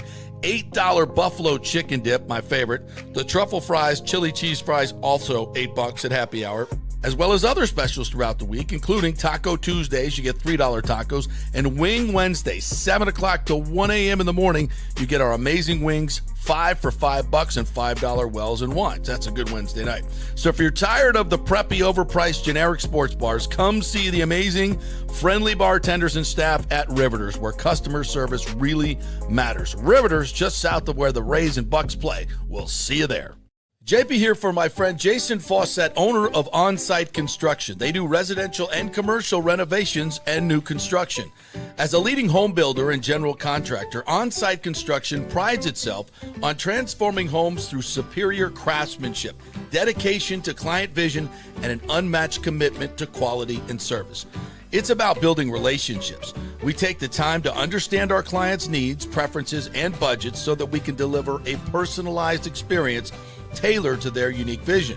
From the initial designs to the final touches, we're there every step of the way, ensuring that the end result mirrors your vision. Here are some testimonials from happy customers. G. Gibson says, no hidden costs, very honest, reliable, creative, and communicates well. Reasonable and fair with their pricing, no hidden costs. C. Smith said, did not disappoint. I'm very happy with the work. This company really cares and will take care of it. So if you're just thinking about building or renovating, give us a call and let's see what's possible. 813-579-5789 or check out our website at onsiteconstructionfl.com. Let's go. Right now, back to the show on FanStream Sports. Back to the JP Peterson Show on this Monday, along with Nick Geddes from On3 Sports. Thank you guys for jumping in here and all the great comments. We'll finish up with all of these. We'll love getting to our comments here. Remind you to go by thirdgenerationplumbing.com if you have any AC issues, plumbing issues, anything mechanical in the house. You want to find a reputable firm that does great work. Well, this is it. thirdgenerationplumbing.com is where to go. Get your AC unit tuned up for the summer so you don't have that call that, oh, the drain is blocked, the AC is not working. It happens all the time. And a lot of AC places will come out and say, oh, you need a new unit. No, you don't. Just need to get your drain undone. Go to with a reputable firm, a reputable company that'll do this for you. That's thirdgenerationplumbing.com. John Rodriguez is the owner over there. If anything's wrong, he will correct it. So give him a call over there, thirdgenerationplumbing.com. So in the break, I was listening to Ryan Clark talk about the whole Angel Reese, Caitlin Clark thing. Mm-hmm. No relation, by the way. And he was talking about RG3 did a piece on this, and he's conflagrating it into RG3's wife is white, so he doesn't know what black women go through and how they're treated in public. And I'm like, wow, this is when it comes to Caitlin Clark and Angel Reese, it seems like the conversation always ends dominated by race. Which, by the way, I don't ever remember Magic Johnson and Larry Bird's rivalry being ever defined by race whatsoever. I don't remember that at all. I may be wrong. I can't speak to it for sure. I was around. I don't remember that. It seems like everything. And I think a lot of it has to do with social media because that's what gets clicks. When you play the race card and do the race baiting, that's what gets clicked. Everybody, oh, he said this. And Ryan Clark talking, and I'm a big Ryan Clark fan. I love his football analysis. I love his presentation. But on his Pivot podcast, it seems like it's always about that. It's always about that. You saw what happened this week. In case you missed it, hard foul by Caitlin Clark after Angel Reese takes both of her hands, shoves Caitlin's teammate, I forget what her name is, in the back, 2 hands, pushes her out of the way to get a rebound. And Caitlin goes, puts her arm out, looking at the ref going, how are you not calling that? And Angel Reese was even surprised. She gets the ball and she's like, oh, I'm going to go up. And Caitlin hard fouls her and keeps her from getting a layup and makes her make 2 shots, which are going to be, it was unlikely she would do it. So to me, hard foul, 2 rivals. Yeah. But it just becomes this black versus white thing. And I don't get it. Yeah. Well, I do get it. I understand why, but it ain't. Yeah. Right. The foul to me, I didn't, when I first saw it, so I didn't see it live or anything. I saw it on social media. Right. And then I watched everything, the coverage of it, and I saw what happened. And I'm like, well, that's just that's a common sense foul to make. Right. And it became a big deal because it was who did it to who, right? It was the 2 players that were involved, and that's always the case. And of course, Angel's reaction was, she immediately got up and got in the face of Caitlin and seemed like she wanted to, talk to her and all that. And it became this big ordeal. And, Caitlin said it's a basketball play, whatever. And Angel downplayed it then after. And of course, everybody runs with this. But I say this, and I said this last year, when it's like, when we have this discussion about Caitlin Clark and Angel Reese, and we have these discussions about women's sports in general, it's like so many people just they don't know how to cover this stuff. It's like they really don't. Rivalries, personal beef, whatever. We've always had this in professional sports. Right. You're always going to have this. I mean, maybe I don't like the reaction that Angel Reese had, or I didn't understand it in the moment, but that's what it is. It's in the moment. It's in the heat of competition. This is sports. This is not going shopping at the mall. Right. And unless you've been in that arena, and I have not, and you haven't either, but you've been close to it, and I watch it for a living, you just don't understand it. So it's rivalries have always fueled this. And at the end of the day, I hate when these discussions turn into something they shouldn't be, because this is a rivalry. Whether you agree that Angel Reese is on the level of Caitlin Clark as a player or not, this is clearly a rivalry. Angel Reese, for all I know, might actually hate Caitlin Clark. Right. And guess what? Cool. Because it's very hard for women's sports many times to break through the headline barrier. And I imagine that I haven't seen the ratings yet, or if they've been released for that game, But I imagine they did a pretty good number because that is the winning combination right now, not just for women's basketball, but for all of women's sports. Right. And I'm enjoying it. It makes me want to tune in and see these two go at it because you never know what could happen. It's just unfortunate that sometimes the conversation then shifts to this thing that's like, it makes everything very uncomfortable to talk about. It's like, we can't just talk about how this is a basketball rivalry. That's what it is. Isaiah Thomas didn't like Michael Jordan. Michael Jordan didn't like Isaiah Thomas. That's right. Guess what? You watched, you loved it. There's a million documentaries about it. There's going to be a documentary on this in 20, 30 years, and it's going to be great. Like, just enjoy the rivalry for what it is. Please stop making it such a bigger thing and a talking point about this and that and the other and the nonsense. Like, it gets people to watch. Yeah. I just think it just, they're rivals and they don't like I don't think they like each other. And that's okay. But it doesn't have to be, because I don't think Caitlin Clark hates Angel Reese because she's black, and I don't think vice versa. Correct. I think it's because, they were rivals in college. They've gone at their it becomes a physical match. Everybody else makes it about that, so they pile on. And Angel has been pretty outspoken about the racial part of it, and I think that's misplaced, to be quite honest. Denigrating thousands or millions of fans that are going to be paying your salary, not a good strategic move. But this is where we are in our society, unfortunately. And I think everybody in all of this just plays into it, and it's unfortunate. It's funny because when I read the stories and everything, I was like, wow, what did Caitlin do? This is crazy. This really flagrant foul. Then I saw it. And I went, what? That shouldn't even have been a flagrant foul, in my opinion. I don't think so either. Because Angel flopped a little bit at the end there too. I thought so too. Yeah. She didn't need to go to the ground like that. I think that was a little much. I just feel like again, it's just so misplaced. Some of the narratives that are out here. Like, we've had so many examples of NBA players, like Larry Bird. Didn't he punch Bill Laimbeer once when they were on the floor? Yeah, they went at it. Like, absolutely. we've seen such way worse stuff, but we're losing our minds over a foul. Yeah, crazy Come on. stuff. All right, Simeon Rice has a press conference today at 1:30. The next Ring of Honor member to go in. I think completely appropriate. Yep. Maybe past time, but he's going in. Who's going to be next? We'll talk about all that later. We'll hear from Simeon. Hopefully we'll have his remarks from today on the show tomorrow. He said he would call in too as well once he gets done with the Bucs interview. Can I make a quick point about that real quick though? Sure, yeah. Real quick. I know we're already over, but just real quick. To the point of who's going next in the Ring of Honor discussion, I just want to point out that something that I just feel like it's a little crazy to me. A lot of people, a lot of older Bucs fans, and I get it, are going to advocate for James Wilder to go into the Ring of Honor. And that's fine. If you want to put James Wilder in the Ring of Honor, I'm not going to question you on that. But where I seem to have an issue is people will say, well, James Wilder should be a lock to go to the Ring of Honor. And then when the name Gerald McCoy gets brought up, you could pull 1,000 people and 500 are going to be like, yes. And 500 people are going to be like, well, absolutely not. And I don't get that because I'm just going to put this out here to you. Gerald McCoy was a far better player at his position than James Wilder was at his position. Comparatively speaking, yeah. You might not want to hear that, some folks, but that is true. Gerald McCoy was one of the best players at his position for 6 or 7 years. He's got the accomplishments to prove it, but unfortunately, a lot of people in this fan base, I think wrongly, have made him the face of a very bad period in time for the Bucs. And it's like, he wasn't a quarterback.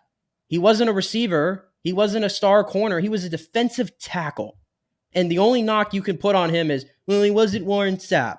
Find me 5 other players in the history of the game. Well, and it's also because of Gerald's his personality. I think it rubbed a lot of people the wrong way, and some of the things he said about the fan base. And I don't think this is correct, by the way, but I think there's some thin skin on both sides, the fans and Gerald. Gerald's responses to a lot of things, I think he has way too much interaction with fans. I know he's in the media now, so it's fine. But even as a player, and when he left and all this, they gave him my number and all this.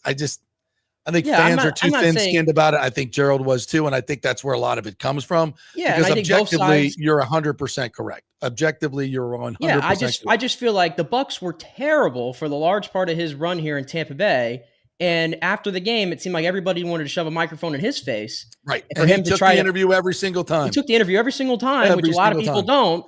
Never And once he had said, hey, I'm not the problem here.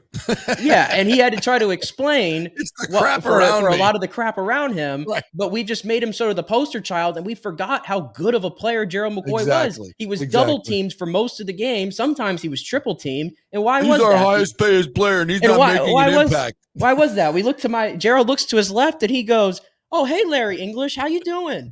How you doing over there?" Like, come on. Absolutely. Absolutely. That's Can't all I believe wanted to Luke point out. McCown couldn't get it done at quarterback. Yeah, that's And it's all I Gerald want to point McCoy's out. fault. You want to put Yeah. James Wilder in the Hall of Fame or the Ring of Honor, that's fine. But please don't tell me that Gerald McCoy has no argument to go with. I agree. 100%. Well done. Well done. All right. Thank you guys for joining us. As always, we will be back tomorrow with the loquacious Simeon Rice and all of his great takes that we will have. You know, he and Gruden did not part well. So I wonder if there'll be some questions about that. Absolutely. And I'm interested to see how Simeon handles those. So that should be fun. So I'll be heading over there to that. We'll bring it to you tomorrow. And the Rays and Astros tonight facing a left-hander in that all right-handed lineup. We'll see if the Ronda's in there. My Lord, this could be ugly. Have a great day, everybody. We'll see you tomorrow.